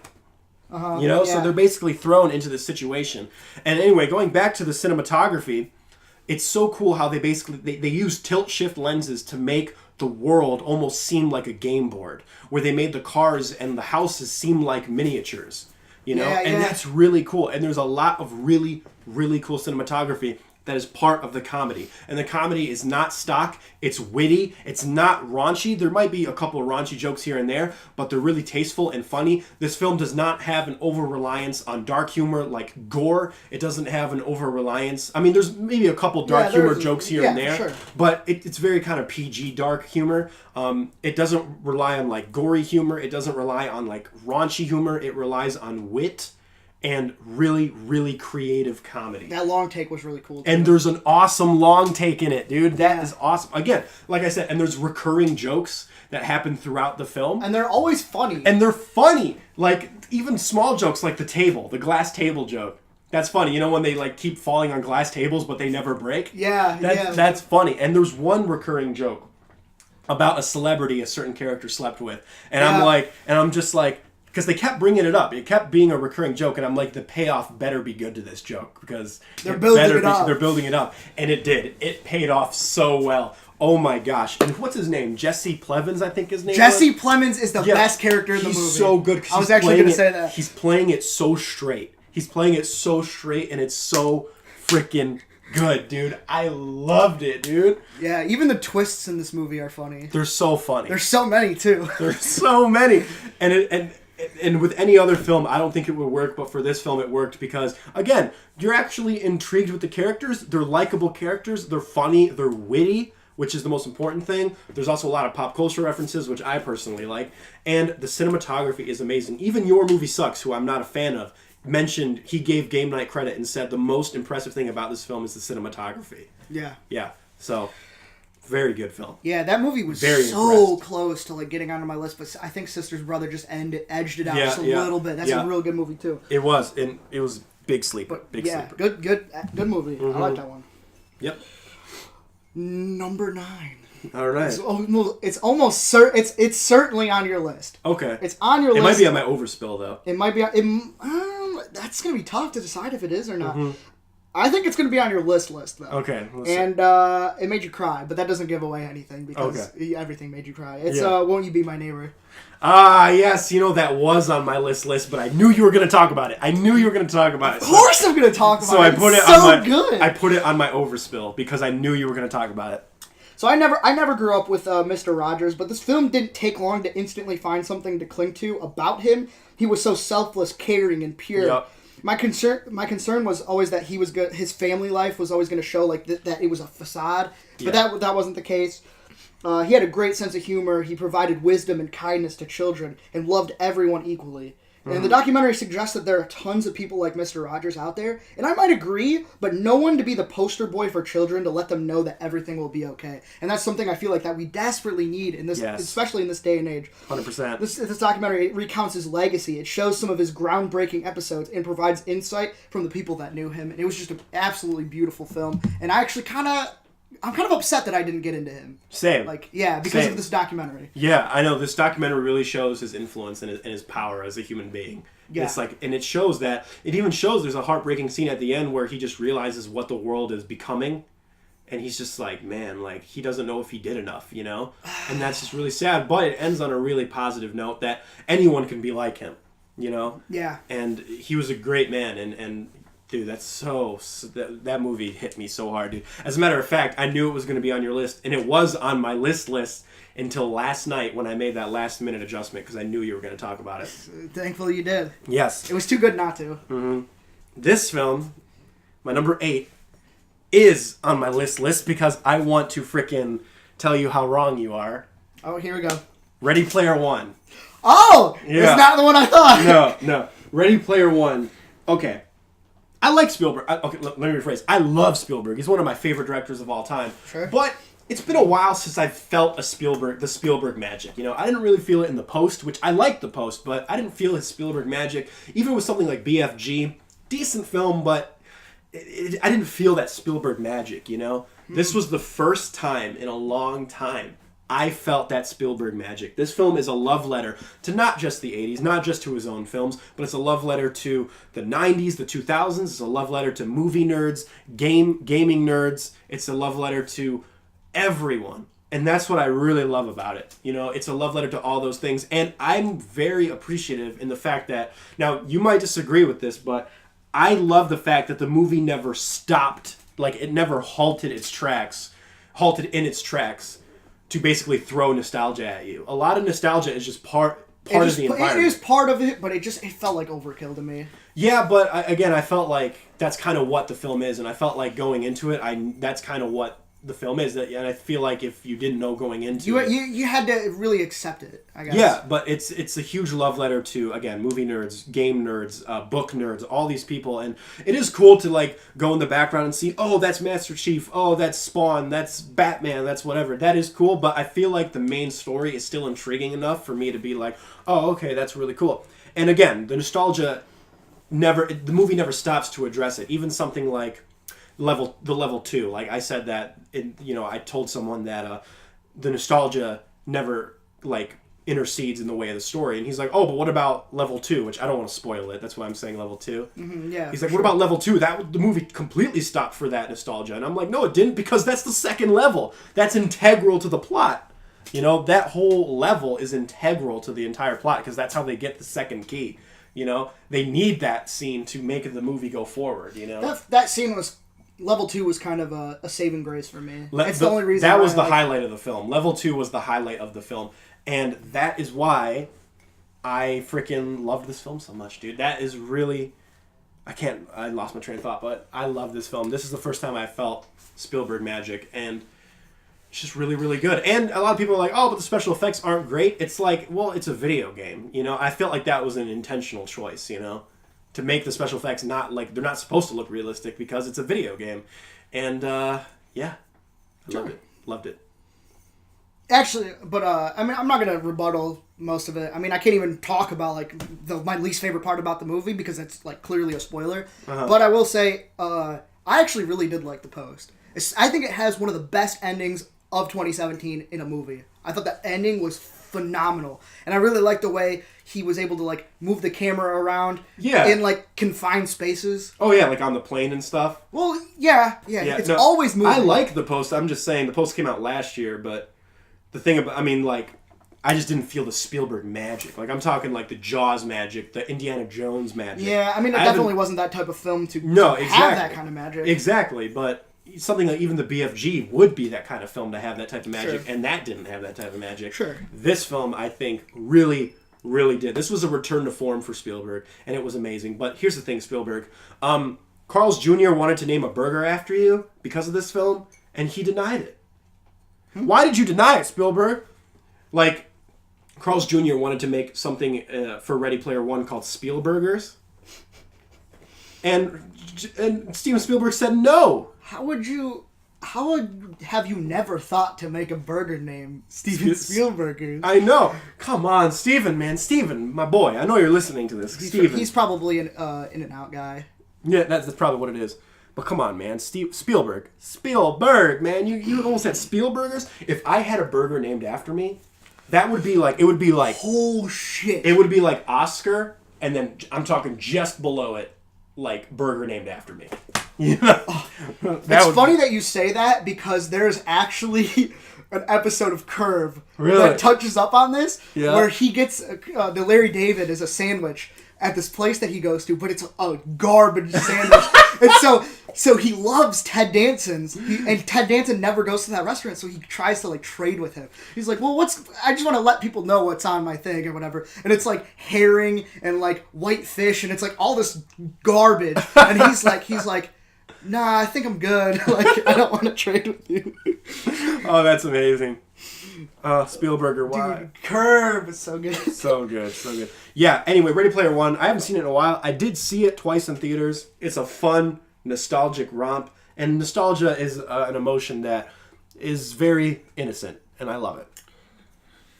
Good stuff. So we got, what's that, your number 9? That was my number 8. Was that is that your number 8? That's right, you're ahead of me. My number 8 is, I think it's in your spill. I think it's certainly on your spill. Yes. First Man. It is on my spill, yeah. It's a personal journey experienced entirely by Neil Armstrong's side. The camera tries to get you to feel exactly what he was feeling. Neil Armstrong made for a surprisingly cinematic character, and I found myself emotionally invested in his family, his friends, and the barrier that he put up around him towards those people. Chazelle builds bonds with montages and can dismantle them just as easily. The cinematography in 16mm, 35mm, and IMAX was cycled through perfectly to ground the home life, display the time period, and show the enormity of space. Mm-hmm. The acting is great. The loss at the beginning of the film was too early for any emotional response, but it almost had me because of Ryan Gosling's performance. Yep. Claire Foy is wonderful. I know this is kind of her year. Yes. She's been in a lot of stuff. Yes, she has. I just really want to see her in more stuff that isn't Girl in the Spider's Web. Yeah. I had some issues with the ending, but the final shot still remains in my mind every time I recall the film. It's a powerful image, and it's a long journey, but almost always entertaining and captivating. This film creeps up on you. It really crept up on me. Yeah. It was not... It instantly didn't find itself on this list, but the more that it settled with me, the more it climbed. Yeah, for sure. This film is definitely in my spill. Ryan Gosling's performance is absolutely amazing, and I didn't know that much about Neil Armstrong. Neither did I. And I'm surprised that he was like that. He was a very introverted man. He was very, very, he very much kept to himself. Yeah. And he was very... So Ryan Gosling was perfect to play him. Oh, yeah, for sure. And there's a lot of scenes where he just, he's going through all these, downfalls in his life, and he just bottles it all up, but then he keeps, he just... Oh, man, and then every time he gets closer to, unleashing... There's another reason to put a barrier back up, and it's yes. Come on! I know, it's I just want him to be happy, man. I just want him to be happy. I just want his family to be happy. Fuck. I love his family. And the very end of the film, absolutely amazing, dude. Absolutely amazing. All right, my number 7. All right, hold on. I'm going to. You're killing it right now, dude. You're killing it in the descripting game right now. Oh yeah, I definitely wrote some stuff down. I wanted to make sure it was precise. I did not write anything down. Yeah, but you're good at remembering lines, and I'm terrible at that. So. I'm trying to. Okay, so I'm gonna try and step up my game. Game face is on. My number 7 film is probably the most underrated film of this year. You probably completely forgot about it. You probably don't even know this film, what this film is, and that is Alpha. Yes, I know Alpha, what it is. The Albert Hughes film. Albert Hughes, one half of the Hughes brothers. A lot of brothers seem to be splitting up weirdly. This is a good old-fashioned film with great imagery, dude. Some of the most beautiful imagery I have ever seen in the film. This trailer, when I saw it, made me cry. And that's why, the trailer made me cry. And that's why I wanted to go out of my way to see this film. And I really wasn't disappointed. I felt like some of it could be pushed a little farther. The drama could have been pushed a little harder to really get that oomph in the emotion. But the film sort of plays it safe in the end, which, you know what, I'm fine with. And I kind of really liked how it ended. And it is a fictionalized retelling of the domestication of dogs and stuff. But it shows the bond between man and animal. And it really, really works. And it tugs at your heartstrings at parts. And it shows the bond that they can create. And again, Albert Hughes made some gorgeous images, dude. This was a very low budget film, you can tell, but it's really weird that Sony likes to perpetuate garbage out into the ether like Venom. But then they take Alpha and sort of they don't advertise it much. They just sort of bury it. And I don't know why. This was a really, really good film, and critics agree. It's at an 86% on Rotten it had Tomatoes. a really good score. I don't know why they wanted to bury this film. It's very old-fashioned. And one thing in the trailer that I knew they were going to do this, the trailer has a voiceover that's a little odd, and it's in English. And I said to myself, I guarantee you that voiceover is just in the trailer. And it was. The film is mostly silent, and when there is dialogue, it's in ancient language. So there's subtitles throughout the film. Wow. Yeah, so maybe I don't know, maybe people just don't like subtitles.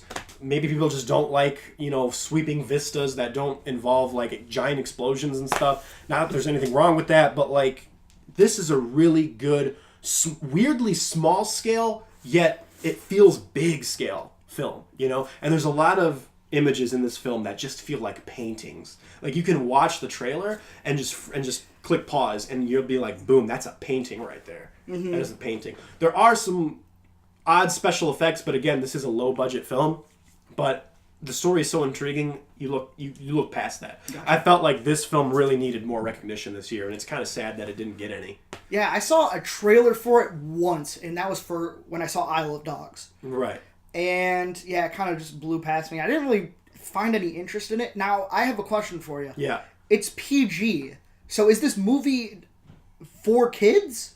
No. Maybe that's why it didn't really end up a successful film, is because it's kind of in that gray area. It's not really for kids. It's not for kids because you told me there's subtitles, and kids probably kids are not sit going to well do with that. Subtitles. Yeah, but there's not any gore or anything or anything like that, and so because it's kind of a survival movie. It's like The Revenant meets, I don't know, a domestication of dogs scene in any other film.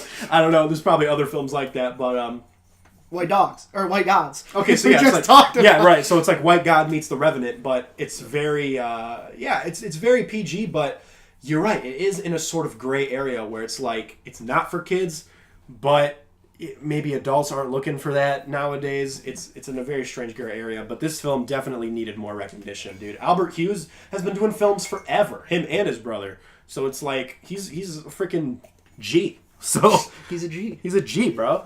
So it's like, boom. There you go. So, okay, that was your number 7? Yes. Good stuff. Number 7, babe. I should probably see that movie. You should. It's a good one. My number 7 is definitely not on your list because it seemed like you were very on the fence about it. Okay. Do you have any guess on what it is? On the fence about it. You were like, I don't know what I think about this. Sorry to bother you. Sorry to bother you, baby. I knew it. So I went to go see this movie with the Q&A with the director, Boots Riley. That was an awesome experience because it gave me insight into some of the scenes that I was kind of confused about. Okay. It's got a similar voice and view of the world found in indie films, but with a massively different execution. It's like conscious hip-hop formulated into film. Mm-hmm. I thought the surrealism would be a turnoff, but everyone that went kind of seemed to be like attracted to the comedy, so it kind of had that accessible feel to it. Yeah. Even if you didn't get what was going on, or you didn't even try to put thought into it, if you wanted just a mindless film, you could probably enjoy it, or people probably did enjoy it. Mm-hmm. It's like a wacky exaggeration of climbing the corporate ladder. Sitting at the bottom is rough, but ignorance is bliss. Am I right? At one point, jumping off the deep end to me kind of sullied the point I thought that it was trying to make. But the Q&A kind of changed my mind, and it kind of gave me a reason to just kind of stay as sharp as ever. Like, there's probably something there, even if I don't quite understand it upon the first watch or whatever. Yeah. It for me, it never dulls. It's RoboCop style media parody. It's humorous. It's clever, and it's crafty thinking to survive hardships. Kind of hit close to home, and there was actually some really cool props associated with that. One of my favorites was when they had the windshield wipers, and they had it connected to something inside, so they would pull the lever or the wire, and it would make it go up and down. It's like, dang, that's cool. You guys got it figured out. I feel like I was overthinking it in some areas, but that just means that there's something genius there, in my opinion. Yeah. And for me, I'd give it the most creative film of the year. Okay. I'm not going to dispute that. This film, I'm still on the fence about it because I'm just confused. This film left me confused. Usually I can interpret films, but this film, at least something that's interpretable to me, something that kind of relates to me, and I'm like, okay, this is what I got out of it. This film, I still haven't felt that. Even on Stardust, I didn't even put a star rating on it because I felt this film just confused me, because a lot of what this film confused me on was its intent. I don't necessarily know what it was trying to say, and I tried to come up with theories, but I don't know. I'm just really confused about the film, and I'm not getting what everyone else got out of it. I'm not saying it's bad. I think you get the big picture stuff, I do get the big picture stuff, the whole parody of the corporate ladder type thing and stuff like that, but then this film goes completely bonkers and it kind of loses me. I get the gist of it, you're becoming a slave to this type of establishment and stuff like that, but I don't know. I thought that it was very just strange to me. I felt like the surrealism, I don't know if it's a negative. This film is just kind of like a blank slate for me at this moment, because I'm just I don't know what the film, I still don't know what to think about it. I still don't know if I like it or not. It's very strange for me. But who knows? Maybe. I mean, did you have fun with it in some areas? I had fun with it, yeah, for sure. The montage of giving each other high fives. Oh yeah. The insult battle where they would just say positives about each other. Oh yeah. Oh no, that was great. That was great. Funny stuff. Freaking Terry Crews, being the uncle and stuff. He's like, I'm your uncle, motherfucker. It's that was great. I love Terry Crews, dude. Me too. Lakeith Stanfield is also great, and Tessa Thompson's always a pleasure to see. So yeah. I mean, the cast is her amazing. earrings were always cool. Yeah, her earrings were something too, where I was like, what are you trying to say? Because there's obviously some symbolism there, but I was just a little confused. I think it just had to do with individual expressionism with people. Yeah, but the thing is, I think I can kind of see what this film is saying, but I don't think I necessarily agree with it. But I don't know yet. I'll have to let this film marinate a little more. Maybe a rewatch. Maybe a rewatch. Maybe a rewatch is in order. The performances are so good too. Armie Hammer was he's crazy. Oh yeah. Well, he's probably crazy in real life. So, okay, my number 6 is a film that made me bawl, dude. I cried like a baby in this film, and that was Christopher Robin. Okay. Christopher frickin' Robin. Okay, this film is probably one of the most soft films of the year. Soft meaning it's just pure, warm innocence. I've always gravitated toward Winnie the Pooh because Winnie the Pooh is a very soft and innocent character. Very easy character. You know, he's not complicated. He's a very kind of, I don't want to say one-dimensional, but he has like a one-track mind, but it's so cute and innocent. And that's what this film is. This film is about reestablishing the cute and innocence into adulthood, which has been done before. I'm not going to deny that. And a lot of people might say, okay, I've seen this done before. But the whole thing of like taking your adulthood and trying to like reconnect with your childhood innocence is something that I feel like people need nowadays. And I feel like that's what this film addressed. Now, some people who might be viewing this might be like, how the hell could you make Mary Poppins Returns an honorable mention, but Christopher Robin is on your list? Because the framing device is almost the same. Because I feel like the framing device in Mary Poppins Returns wasn't needed. But I feel like in Christopher Robin, the framing device serves the character and story because this character really has lost his childhood innocence, you know? And it's about him reconnecting with it, you know? And the innocence alone just made me bawl, dude. There are scenes in this trailer where you just see Winnie the Pooh trying to basically teach Christopher Robin a lesson, but he's teaching it in a very subtle way. And it's just the imagery with this film and the friendship that connects between these two is absolutely, absolutely emotional and breathtaking, dude. I loved it. And I like that. I like that what you said about him. Like he's trying to teach him a lesson and stuff, and he's teaching him a lesson like so late in life. Like it's you could still be learning all throughout your life. You can still be learning all throughout your life, you know. And Winnie the Pooh, he always had just infinite wisdom, dude.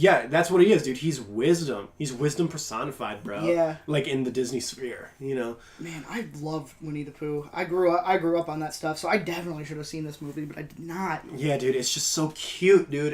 And there are some moments where I felt like Christopher Robin's turn might have been a little, not forced, but like quick sort of thing. But it was just so endearing, dude. It was so endearing to see it, you know. And Winnie the Pooh, again, like you said, he's forgiving, he's full of wisdom, and you just love these characters. Yeah, you know. That is true. Yeah. What was the one that came out before it? The other Winnie the Pooh movie? Oh, crap! It was kind of like a limited release movie. Disney was not behind it. It was Dear Christopher Robin or something like that. Or Saving Christopher Robin. Yeah, something like that. Yeah. That one went under my radar because I didn't hear great things about it, and then I guess I kind of associated this film with that film, and I guess I shouldn't have done that. Right. That was my bad. No, yeah, this is Disney's version of it, you know. So this was a good one. So I'll definitely. There's a lot of similarities between this film and Mary Poppins Returns. Weirdly enough, like it takes place in London, and London is always dreary. Like you can never have a fun London. It's always got to be dreary. Even in Harry Potter and stuff, it's always like overcast and just really like always overcast. No wonder Brits are always depressed, dude. Holy crap, you know. And then they're always filming those spy movies there and stuff. Yeah, right. Overall, dude, this film was the most touching film of the year for me. This and How I Met, or Won't You Be My Neighbor. Those are very. Those two are kind of tied. Probably more so How I Met. Gosh, I keep wanting to say How I Met Your Mother. Won't You Be My Neighbor? Probably more so Won't You Be My Neighbor because that's a true story about a real man. So that really touched me probably more. So anyway. Well, number 6 is absolutely on your list. There's a few of these coming up that's like this is 100. I think actually. Every single one of them but one is probably going to be not on your list. I know one of them for sure. Or a couple of them are going to be in your overspill. Yes, but I'm yes. Pretty sure. Well, don't forget. I put the overspill just because I knew you were going to talk about it. Okay, so this one we talked about it so recently that like I don't even really want to talk about it all that much. It's Into the Spider-Verse. Okay, yeah. New spin on familiar territory, art style that looks like a comic panel. Finally, yes. Juggles 6 protagonists well, top-notch hip-hop choices censored but not watered down. Clever dialogue, effective emotional beats, and a great family superhero film. Funny enough for parents and toony enough for kids. It's a great movie. It's one of my favorite animated movies of all time. It's one of my favorite animated films of all time. It's one of my favorite superhero movies of all time. Yes, it's my second favorite Spider-Man film. Second favorite. You know, and like I said, this film really captures the spirit of Spider-Man because I like Homecoming, but I felt like the pathos of that character was sort of lost in Homecoming because they tried to distance themselves too much from the character because I get it, we've seen it before, but the thing is you got to take what we've seen before and make it new instead of just abandoning it. And I think Homecoming abandoned it, but Spider-Verse embraced it and made it new, and that's why I loved Loved Spider-Verse, dude. So good. Again, second favorite Spider-Man film. Number one is, of course, Spider-Man 2. But, and you love that movie, so it would have been really hard to top that. Yes, it would have been hard. That is in my overspill, so. Yes. Yes. I figured. Did you know that Sony is trying to trademark or patent whatever that technology that was used to make that? Yes, that film? that's what I heard. Which is kind of that kind of sucks. It's a total Sony move, though. It is a total Sony move. Like, this is ours. This is ours. You can't do it. You can't do it because we did something amazing, and it's like, okay, but I want to see. I actually don't want to see more of it, so that's all right. Right. Well, I want it to be like a luxury. Blue Sky kind of did something sort of similar with the Charlie Brown movie, the Peanuts movie. Something. Oh, yeah. Like something kind of similar. Obviously not to the extent that Sony did. But that's why I like the Peanuts movie and the Into the Spider-Verse is because they're doing different animation. I think I didn't realize until Spider-Verse when I'm like, we should see different styles of animation. Like, we're seeing a lot of 3D animation right now. There's, like, think about it. What separates Disney from Pixar? Like, almost nothing now. And DreamWorks, too. The quality's just better. Yeah, like Disney, Pixar, DreamWorks, Illumination, they're all almost the exact same. It's like, I kind of want to see an animated film that's told differently. Like, told... Like, I don't know, interesting. Like what was it? The Vincent Van Gogh movie, where they actually painted everything. Yeah. In his style. Oh, they had a ton of fucking... artists working on that thing. Yes, that's cool. That's creative. I want to see creative animated films. Or like Waking Life. Yeah. Scanner Darkly. Yes, the rotoscoping of it.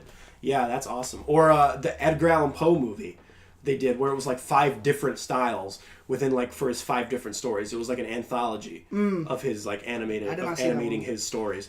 Yeah, like I would love to see that. Not that there's anything wrong with 3D animation. It's great. Yeah, don't get me wrong. It's not. Nothing's really pushing the boundaries right exactly. now. I think Coco was kind of pushing the boundaries a little bit by individualizing every single lighting source. Yes. Which there was tons in that movie. Yes. Which was kind of cool. There's a lot of effort put into that, but it's not a groundbreaking movie.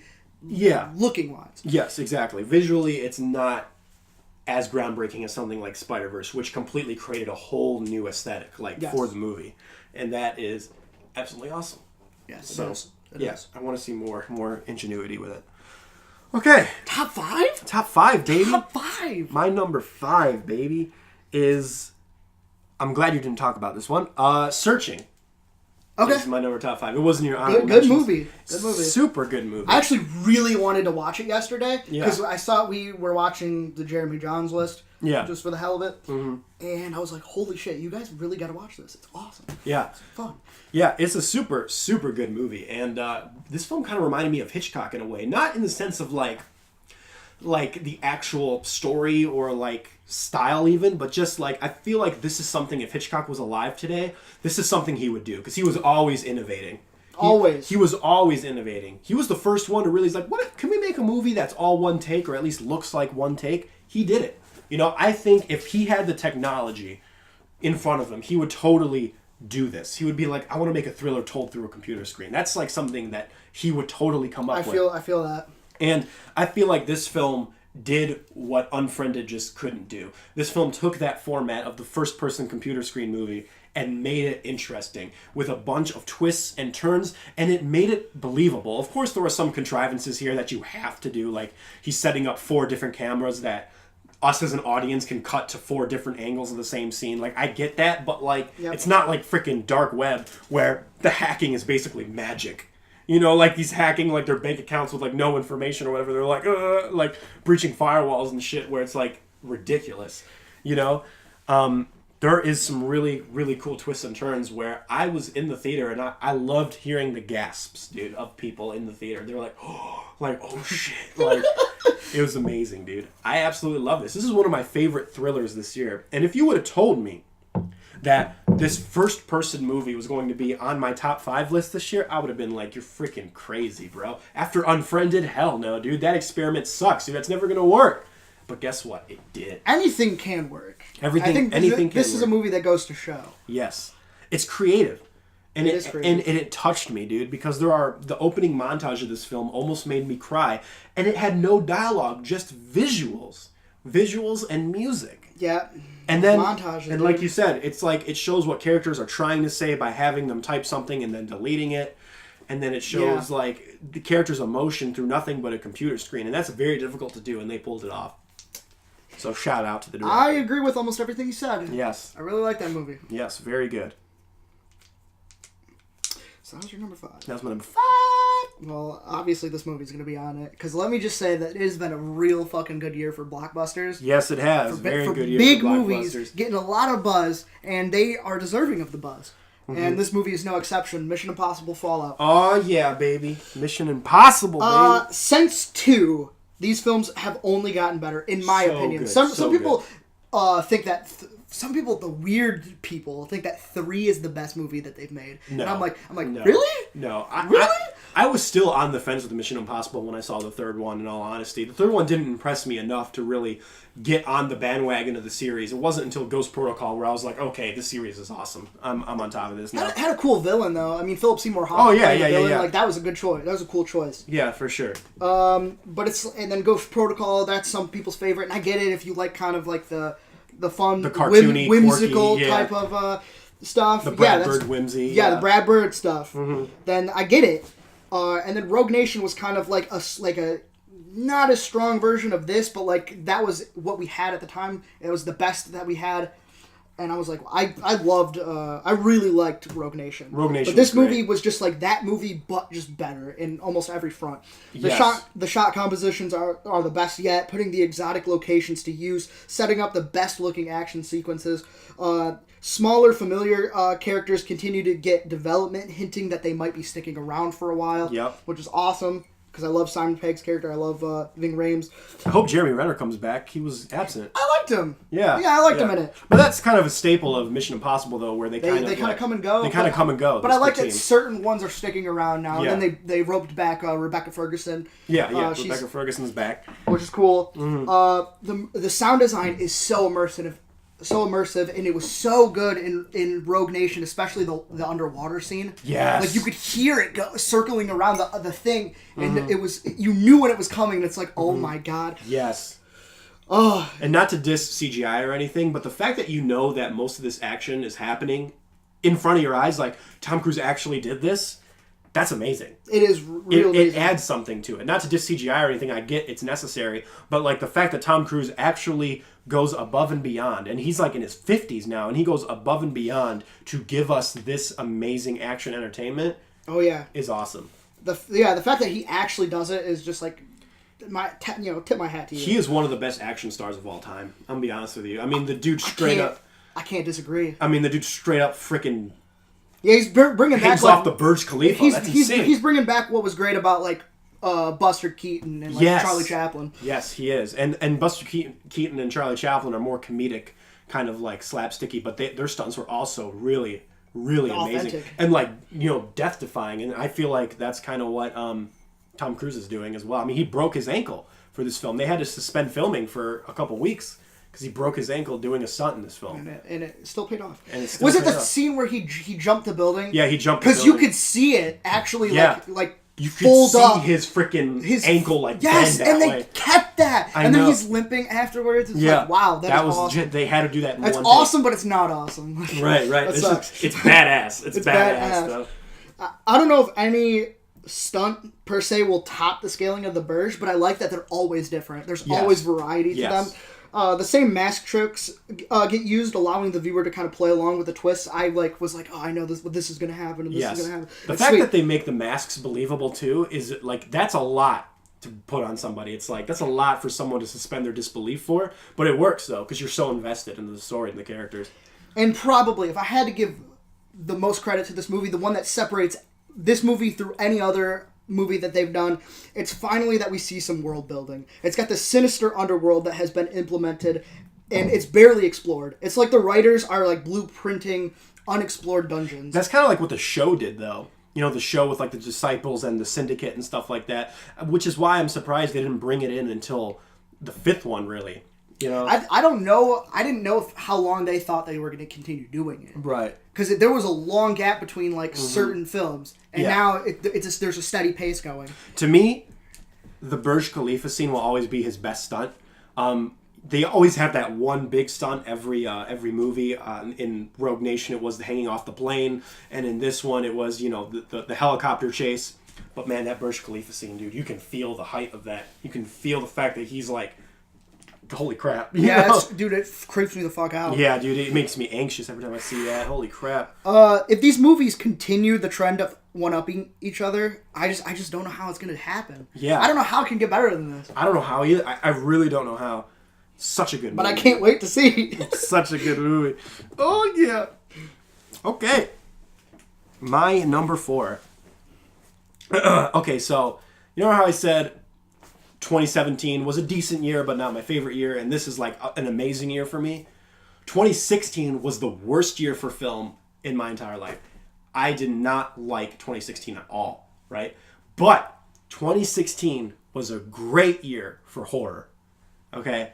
It was like, as a matter of fact, I think like, of my top 10 that year, I think like 6 of them were horror films that year. And I was like, holy crap. What a terrible year for movies, but a great year for film. Or for horror, I mean. What a great year for horror. This film, complete opposite, dude. Great year for movies for me. Great year for movies. Terrible year for horror. Terrible. But I don't know. There was one horror film, that made me go, okay, yes, finally a good horror film. And that is A Quiet Place. Okay. Yes, A Quiet Place, best horror film of the year, which is not saying much when you're being compared to like Insidious and Slender Man, but legitimately, A Quiet Place is a great film. I mean, like you said, their use of sound design is really creative, and I don't know if you've ever seen the behind the scenes of how they wrote the script, but even that was really creative. This film touched me on so many levels because you're along the journey with this family, and you can see this family struggling and how this family is trying to basically still keep their what's the word? They're still trying to keep their family unit together through just loads and loads and loads of tragedy, you know? Mm-hmm. And the fact that Emily Blunt's character is pregnant and she's choosing to keep the baby through this, tragic time is kind of like really touching, and it shows you how amazing family is and how like people will go through a lot just to save their family, and how people will sacrifice so much of themselves to save their family, and they'll do anything just to survive. Mm-hmm. And that's what this film really is. It's a journey. It's a father's journey to protect his family, more so than a horror film. And this film was absolutely fantastic, dude. Yeah, it's good stuff. It is good stuff. I like that movie. You know, it's kind of like I like with my mom and my sister. Actually, I think I showed my mom A Quiet Place. Like, she rented it, and I'm like, it's a great movie. You got to watch it. And she just kind of fell asleep halfway through. Like, she didn't whatever. I feel like with my mom and my sister, and I'm wondering if you have this too with like any of your friends or family, they sort of just don't get it.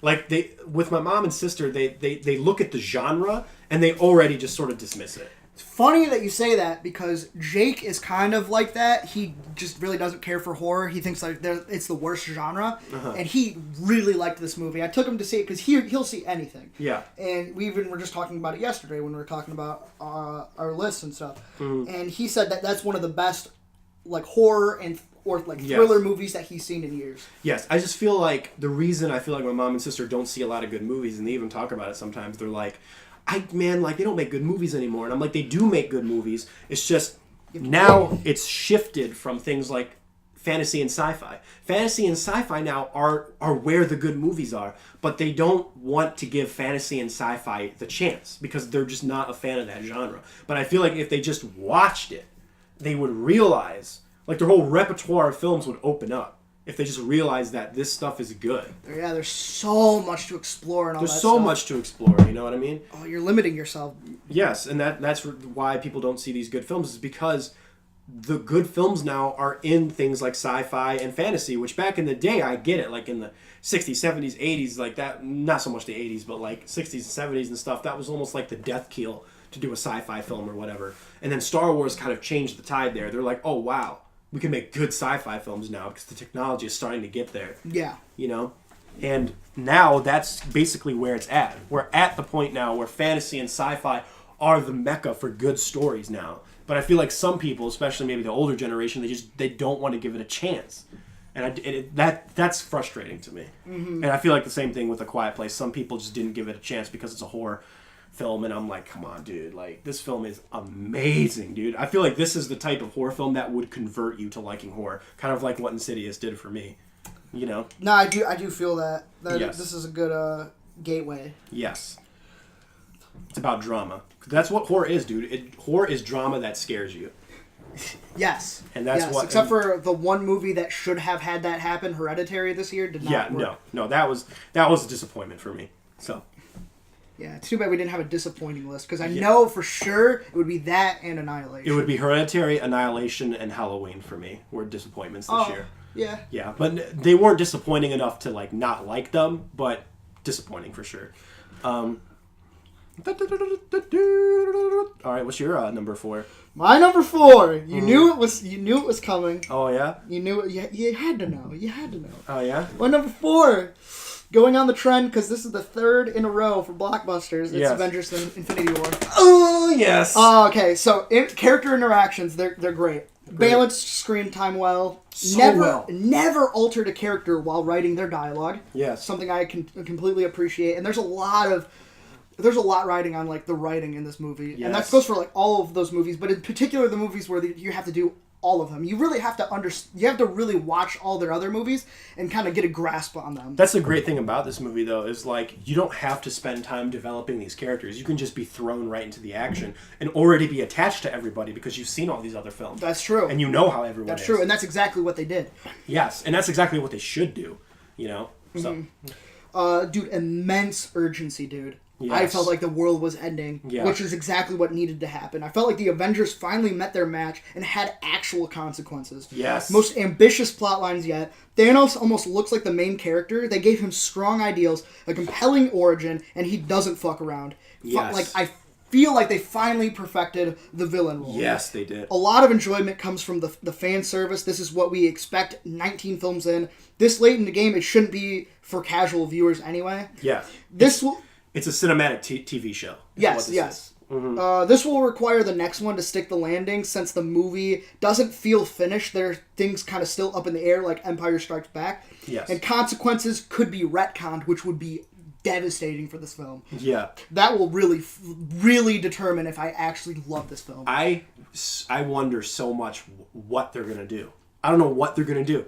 And that's one thing you can say about this film, is that it's not predictable. It's not predictable at all. And Red Letter Media said that they hate most of the time these types of movies, but they actually really liked this movie in particular because they just didn't know what was going to happen. It was unpredictable. It was, yeah. And I was hanging out with some family members last year, actually. This is kind of when Logan came out, I remember, because they're like, man, like superhero films are starting to become really predictable. And then I brought up Logan. I'm like, well, Logan wasn't predictable at all. And this is one of those films too. This is not predictable at all. Marvel keeps things fresh. They keep things fresh. And there was something that Mike said from Red Letter Media that was kind of funny. It was the moment when he was like, "Yeah, I actually don't know what's going to happen for this movie." He wondered right in the back of his mind. He's like, "Wonder who would win in a fist fight, him or the Hulk?" And then it happened, and he's like, "Oh." Okay, now I don't know what's going to happen. That's sweet. Yeah. And that was like such a badass scene. Like that's such a strong opening scene. That entire like 10-minute scene is just like exactly what I want. And it establishes Thanos as a major threat because the Hulk is like arguably the strongest Avenger, you know, between him and Thor. He can't do anything. It's him and Thor are the strongest Avengers, right? And Thanos lays them both out in like 10 seconds. Yes. It's amazing. So good. If it does continue being this excellent, I will continue watching these movies no matter how long the losing streak is. Yeah. Like, it will give me hope. No matter if they reset the universe and they're like, you know what, we're just going to continue making the same story in an endless circle. That will suck ass. But I will continue watching for the big picture movies. Yes, exactly. So this movie, I fucking loved it. So great good, movie. Dude. Great movie. All right. My number 3 is Upgrade. All right. Upgrade. Okay, this film, again, is like a low-budget sci-fi film, but it is one of the most creatively shot films I've seen in a long time. It also makes you really invested into the character. Some people might look at the surface and say, oh, that's cliche, it's just a revenge movie or whatever. And on the surface, it is that, but I feel like the movie kind of dives deep into themes of like religious themes about like God and control and free will and stuff. And there's a lot of religious symbolism in there that kind of like you know, bolsters that whole theme. And that's what I really like about it. Like when the dude is like playing with the cloud and stuff, like kind of like what God did, and he's like creating worlds and stuff, and he doesn't like to go out into the real world, and it's just an amazing film with an amazing sci-fi premise and amazing action scenes. And one thing is, I'm not a fan of gore at all. I really don't like gore. I think it's gratuitous.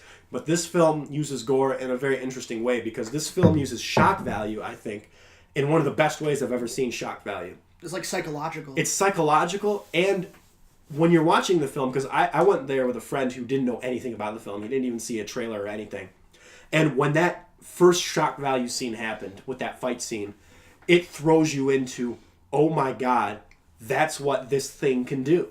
It establishes the danger of this thing that's in the back of his head, you know? Mm-hmm. Or in his neck or whatever. It establishes the danger and the ability for this thing to, like, murder. And, like, really brutal. In really brutal ways. So, this film definitely doesn't have a happy ending in any sense of the word. But you know what? I appreciated it. Yeah, and that's really unlike you, because you're really about, you love your happy endings. I do. I love my happy endings. You love your positivity, but, you know, sometimes you need the negativity. Yeah, you know, well, it's kind of bittersweet in a way, too. Mm-hmm. Because, that would spoil it if I said it so, but there's a bittersweet element to it. Yeah. Mm-hmm. I mean, yeah. Yeah, so, sure. Yeah. So you have 2 left, right? Yes. I think I know what your 2 are, but I asked you before we even started this. I'm like, do you want to guess on what you probably know what the 3 are, but you want to try putting them in order? Yeah, sure. Go for it. Okay. The 3 are Roma. I'm going to say Roma. I had the second one too.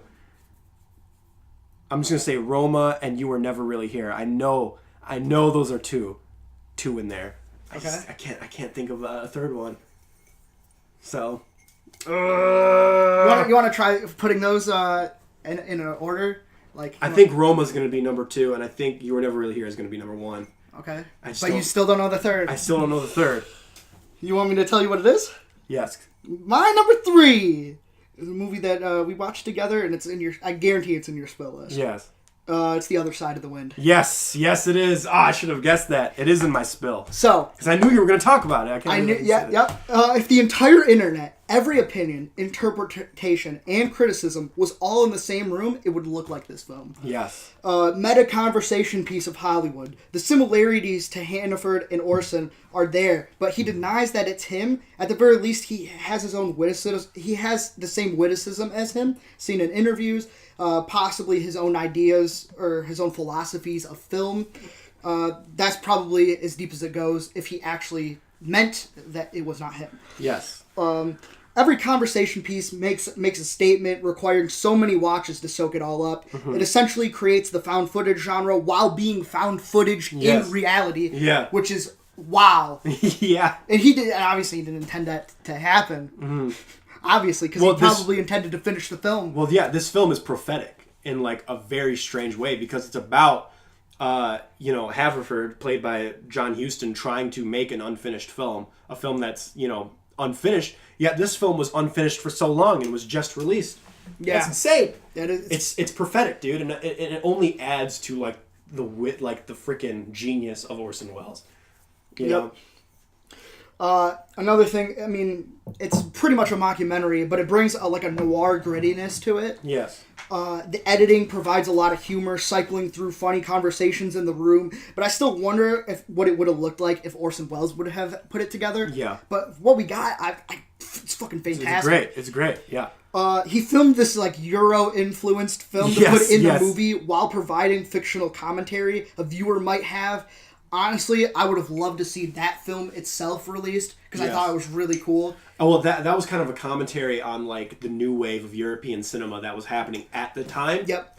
So I feel like for people to really enjoy this film, you sort of have to be a film buff like we are, because we have to put ourselves back in the time of when he made this film and what he was trying to say.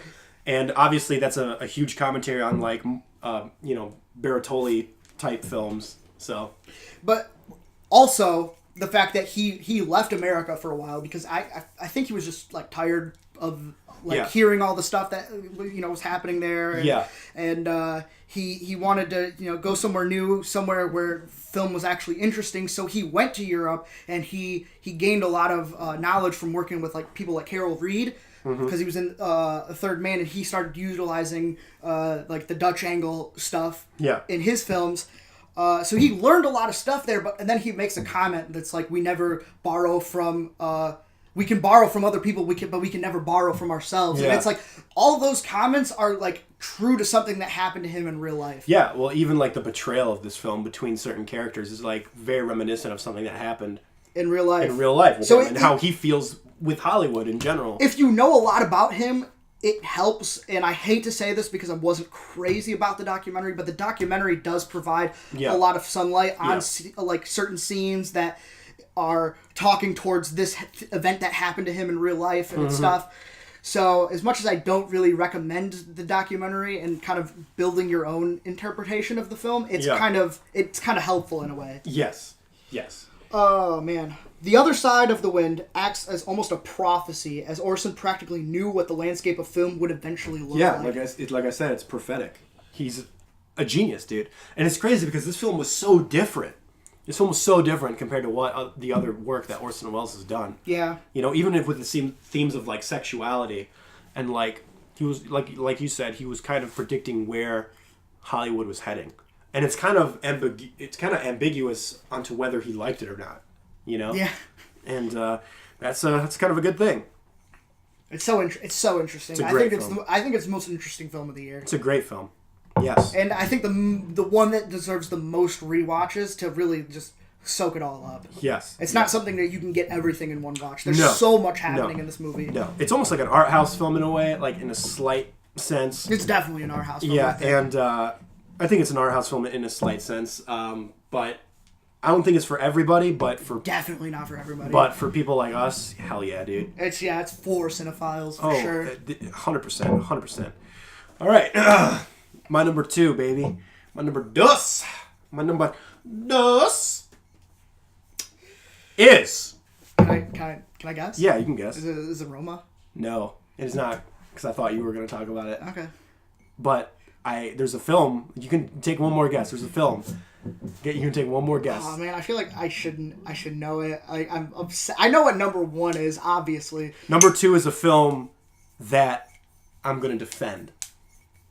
Don't tell me it's a Star Wars. It's a Star is Born. No! Oh, yeah, dude. Holy shit! It's number 2? Number 2, baby. Holy shit! Star is Born is so good, dude. It shows a real relationship, and it's okay. Here's the thing. I feel like a lot of your criticism, I don't mean to call you biased or anything, but even today, a lot of your criticism regarding this film is predicated upon you watching the originals. And I feel like you're just being biased to the originals, dude.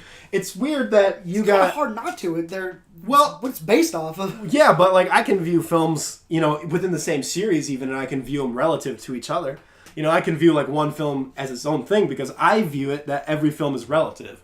You know what I mean? Just because Godfather Part 3 wasn't that great doesn't make the first 2 any less great, or Spider-Man 3 because that wasn't that great. I agree with that, yeah. Well, it doesn't make Spider-Man 1 or 2 not great, but Star is Born, I never seen the originals, but or the Chris Christopherson version, but I liked this version a lot, and it really hit me on an emotional level. I feel like what you got out of the relationship was very, very different than what I got out of. We got the same thing out of it, but interpreted it completely differently. Yeah, it's a negative for me, but it's kind of endearing to you. Well, you would see something and be like, "Oh, that's a terrible thing he did," or said, and I'd be like, "That's a great thing." Yeah, it made me want to puke. But it's I don't get it though, and this is showing up on everybody's list, and it's for a good reason. This film shows a real relationship, and it shows a real tragedy that happens. I wish the tragedy maybe could have been done a little differently, but what you viewed as selfish, I viewed as selfless. What you viewed as bad, I viewed as good. And you seem to be the only one viewing everything as bad. So maybe that's more of a commentary on you. There's some people than out there than it is here. I'm just saying, this film is absolutely great. And Lady Gaga's and Bradley Cooper's performance were absolutely fantastic. Sam Elliott was great, too. And I loved the whole drama. I felt like the drama was a little Hollywood and a little melodramatic, but nowhere near something like the trailer. And I felt like a lot of it was sort of real. You know, I've experienced like other, I've vicariously experienced something like alcohol abuse and like alcoholism and stuff. And I felt that this was a very real portrayal on not only what alcoholism was like, but what other people go through during alcoholism. I get it. Yes. I mean, I should relate to that considering like my grandfather was. Yes. I've related to it because I've had some members of my family who are very heavily into the alcohol, into the juice. And this film, who I saw with my mom, and even my mom said, like, yeah, that was a very accurate interpretation of, like, stuff that she's seen, too. And it was very, very heart-wrenching and, like, kind of heartwarming, and, like, it showed the dangers of media and the dangers of Hollywood at the same time. I thought it was a really cool, down-to-earth, kind of old-school romance. And that's what I like to see, because romance films are very kind of, good romance films, rather, are kind of rare to come by nowadays. So yes, and I like the music too. I definitely do. And I really, here's the thing about Julie Garland too and everything. It's like I like this film too because as much as I love Golden Age Hollywood, it's like, it's kind of like it can be ridiculous. It's like my name is Anna Marie Lee, and like everyone like, oh yes, everybody. Like, oh my God, dude. Like, give me a break, like, sometimes with that. Like, that's why I like the subdued nature of this new one. That was kind of what the original was like, but I mean, that was the 30s. The 50s version was not that dramatic. Okay. That was kind of like finally when they're like, let's make it a little bit more realistic. Okay. A little more down to earth. I just feel like this was probably just the most... This was very down to earth. Yes, it was the most realistic interpretation of it, and I appreciated it. I'm shocked that it came in at number 2. Why? Because you don't like it? Look at what everyone else is saying. No, it's because when you first saw it, you said it was pretty good up until the ending.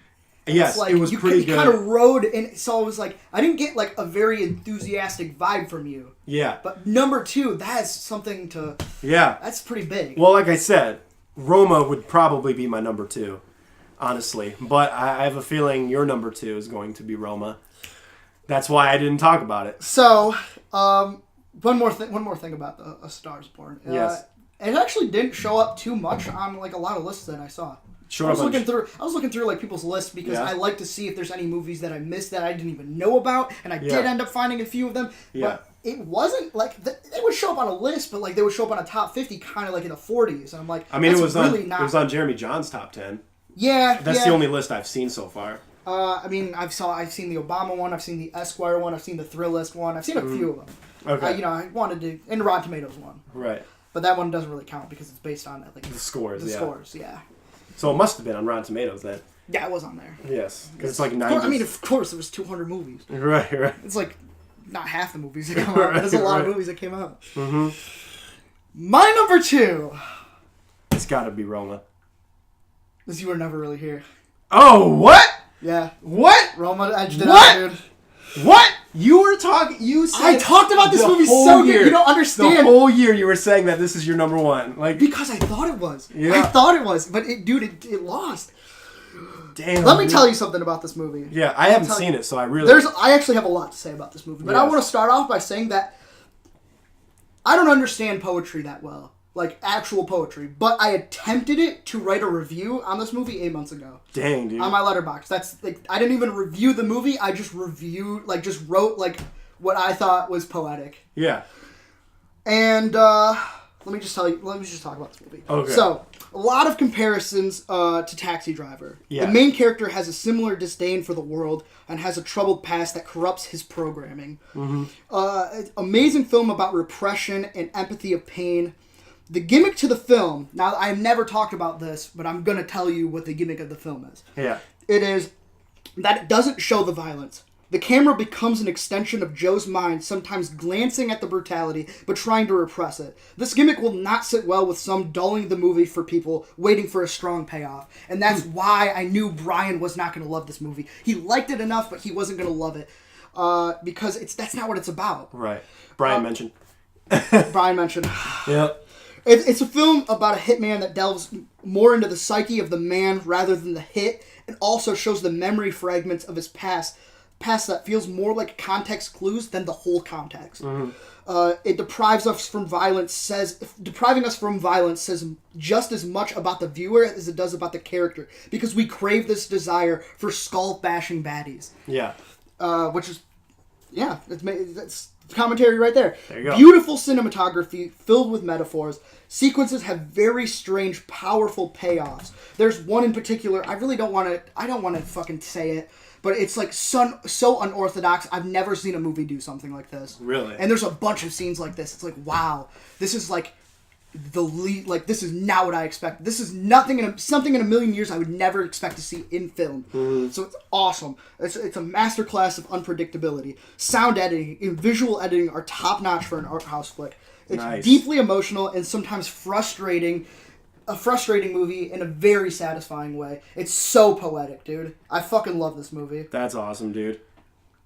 I really got to see it, man. It's on my list of things I didn't see, but I wanted to see, dude. I'm really curious to see what you're gonna say about it. Yeah. I don't know if you're gonna love it. Well, I'm glad you kind of warned me. Maybe that helped, kind of. Don't be prepared for Taxi Like, Driver. yeah, it's yeah, not yeah. Taxi Driver, No, but I it's got you. similar. It's in the vein. It's a thematic like it. Yes. All right. My number one is Infinity War. Ocean's 8. No, I'm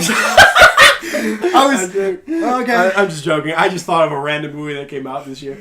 No, it is Avengers Infinity War. Come on, cut. It couldn't have been anything Come else. on, cut. Of course it's Avengers Infinity War, dude. It's amazing. Everything about this film, the build-up. If they didn't stick the landing, part one of the landing, Yeah. this whole train would have been derailed, and they freaking did it. I can't believe that they juggled this amount of film and this amount of characters so well. And again, like I said, these characters don't need to be developed because they've been developed. You know how these characters act. You know what their quirks are. You know what makes them tick. You know them. You've grown to know every single one of them because every single one of them has their own personality. Even someone like Doctor Strange and Tony Stark, who, when you watch their movies separately, you think, okay, they're kind of the same person, but when they're in a room together, you realize how different they actually are, And holy crap, dude, it was so cool to see the Guardians finally meet the Avengers and to see the whole map come together,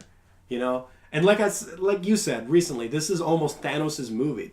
Thanos can almost be viewed as the hero, and the Avengers are just like the villains trying to stop him, And that's what's great about this movie. This film kind of turned the whole hero-villain thing on its head, which is very strange for Marvel because as much as I love Marvel, they did have a villain problem for a very long time.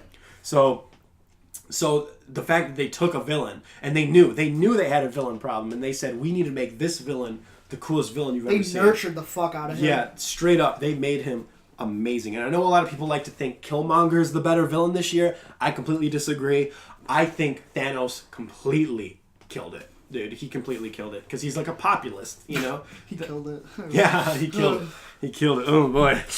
Yeah, dude, this film actually made me emotional because I don't like to let outside movie news affect how I feel about movies. And if you let movie news affect how you feel about something, then there are certain things that happen to certain characters here where you'll be like, okay, well, I don't feel this way because I know this person might be coming back or something like that because it was announced in the news that another movie's coming out or something like that. I don't like to let that saturate my It viewing still doesn't experience. mean anything. Yeah. There's been a lot of talk about resetting certain characters, like bringing in new fucking versions of them. So nothing is set in stone. Exactly. And that's why I love this film because like you said recently, the film, you don't know where they're going to go. And this film was immediately unpredictable. Immediately, this film sets the stakes. Immediately. They kill off a certain character like that, and you're like, oh shit, like that's crazy, like they did that, and then it just continues and continues, and then they take characters who were kind of B players in other movies like Gamora and make them like the heart of the movie almost. Like I was never expecting Gamora to be like the heart of that movie, and she kind of is in a way, and she's the heart and tragedy of that movie, and it's really really cool. And Thanos is a complex villain. He's not like mustache twirling. He's almost not a villain if you really think about it, because he legitimately thinks what he's doing is right and what he's doing is mercy, you know. And I can't wait. I cannot wait to see what they do in Endgame. Yeah. Yep. If you guys didn't know, Avengers Infinity War is on Netflix. I don't know how long that will last, but yeah, I just get it while it's hot. Get it while it's hot, baby. And your number 1 is Roma. My number 1 is Roma. I knew it, dude. I'm telling you, dude. Roma is my number 2 of the year. I just knew you were going to talk about it. That's why it was my only 10 of the year. Really? It was my only 10. Dang, that's crazy. I gave 3 10s in 2017. That's crazy. I don't regret any. You're very stingy with your 10s, though. I try to be, because it really fucking means something to me. Yeah. It's sacred almost. That's how I want it to feel. That's how we're different. I like to give away 5s and 10s. Like, I like to give the movies that they, like, the respect that they deserve. And I don't feel like as much as I love You Were Never Really Here, I feel like I gave it the its due. Uh-huh. I don't feel like I discredited it by giving it a high 9. Right. A very high 9. Right. Probably a 10 if I rewatched it. Okay. And those movies can always grow on you. Yeah, for sure. But Roma, dude, is absolutely amazing. It is. Amazing film. Okay, so I got a lot to say about this movie as well. Go ahead. So, I described it. It's like a Ozu films. There's no melodrama, which is, in my opinion, the reason why it's the most human film of the year. Yeah. Shots are like canvases stretching across a 180-degree angle. It starts at one side as a maid tucks in the sun, showing love and affection, fleeing to the other side where the mother and the father are arguing with the doors wide open. And that in itself defines the landscape of the family life. It shows there's a lot to digest there. Yes. That the maid arguably loves this family more than the parents do. Yeah. There's a lot to talk about in that sentence. The fact that the door is wide open says that this is like a normal thing, and the maid just flat face walks by. Yeah. Like, because it's a normal environment for her. Yes. These shots, they say a lot and require that the actors to be coordinatedly timed with the motion of the camera. The characters are easy to fall in love with. They have relatable issues, solemn family moments. Yalitza Aparicio has possibly the best performance from a non-actor. She deserves an Oscar nod for sure, I think. 100%. I think she deserves it more than Lady Gaga, honestly. Yeah, but that's you could debate it. I think Roma's better than A Star Is Born, for sure. Yeah, but do you think the performance is better for like a non-act? Like, oh, yeah, 100%. 100%. Because Lady Gaga's acted before. She's been in TV shows and stuff. Oh, that's right. Yeah, she's American in American Horror Story and stuff like that. And Machete Kills. Weirdly enough. Yeah, dude. Freaking, this woman's a teacher. She's just a preschool she's a teacher. Yeah. Which actually kind of works because she's playing a character that's who really caring about kids. Yeah. So some of it probably isn't acting. It's like it comes from the heart. Yeah. There's no tense hooks here. It's like you find enjoyment from like real life. Yeah. Like life is intense sometimes, but for the sake of realism, there is a few moments. I'm sorry. So the tense hooks do some of them do happen. Just like I think one in particular. There's just one, and it provides like a commentary on the country. Yeah. Plays with expectations similarly to Bicycle Thieves when a potential disaster sways in and out of a frame. Now, that the scene I'm referring to, literally, we were saying if this fucking happens, like, this is going to affect the movie detrimentally. Yeah. Like, our opinion of it. And that says a lot about the movie, how good it is. Yes. Is that if, like, something was to happen that's just kind of nonsensical, that doesn't need to happen, that it was going to push everything back, all the progress. That says a lot about how much I love the movie. Yeah. Cuarón's, how do you say his name? Cuarón. Yeah, Alfonso Cuarón. Alfonso Cuarón. Cuarón's, he provides intelligent juxtaposition and compositions. Talk of a divorce followed by a marriage in the back, or a fractured family going to the hospital with so many happy couples. It's simplistic and in the best way. So many filmmakers attempt this and flub it in so many areas, and I feel like he's kind of perfected it. A seamless film about abandonment and the strength of family values with a balance of optimism and pessimism. Yes. Similarly to Tokyo Story, which is the Ozu film that I watched pretty recently. It's like his biggest film. It's one of the best films ever made. If you were to dig this up 1,000 years from now, there would be something probably there that you can relate to. Yeah. It's timeless. It really is. Ultimately, the film still hasn't left my mind at night, concealing that is my favorite movie of the year. I fucking adore this movie. It's a great film, dude. It's a great film. Love it. I love it. So good. You killed it. I don't know I can't add anything to it. Yeah, its themes of contrast are throughout the film, which only is accentuated by its black and white cinematography. So. And there's moments of the film that's like, this is kind of weird. Mm-hmm. But it's like, why would this character be saying something like this big like this? Yeah. There's not enough emotion to it. But that's something about it that doesn't feel like coordinated, like it doesn't feel written. It just kind of feels natural. Yeah. And that's another positive to the movie, that in a way the script doesn't feel, it feels human. Mm-hmm. Every single thing about it. It's, oh my god, this movie's, I think everyone should watch this movie. Yeah, it's so good, dude. It's so good. It's okay. After talking about these movies, I will say it's been a good year. The year came around. It did. I think we were just watching different movies like in the beginning of the year.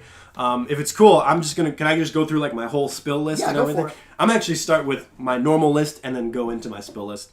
So like I said, it was Unsane, Game Night, Ready Player One, Alpha, Christopher Robin, Searching, A Quiet Place, Upgrade, A Star Is Born, Avengers Infinity War, and then I have Incredibles 2, Mission Impossible Fallout, Black Panther, First Man, Bad Times at the El Royale, Creed 2, Won't You Be My Neighbor, The Other Side of the Wind, Green Book, Into the Spider-Verse, Roma, Bumblebee, Aquaman, and They Shall Not Grow Old. Yes. They Shall Not Grow Old. Yes, I just saw it. And you loved it, right? I loved it, yes. Yeah. It was very good.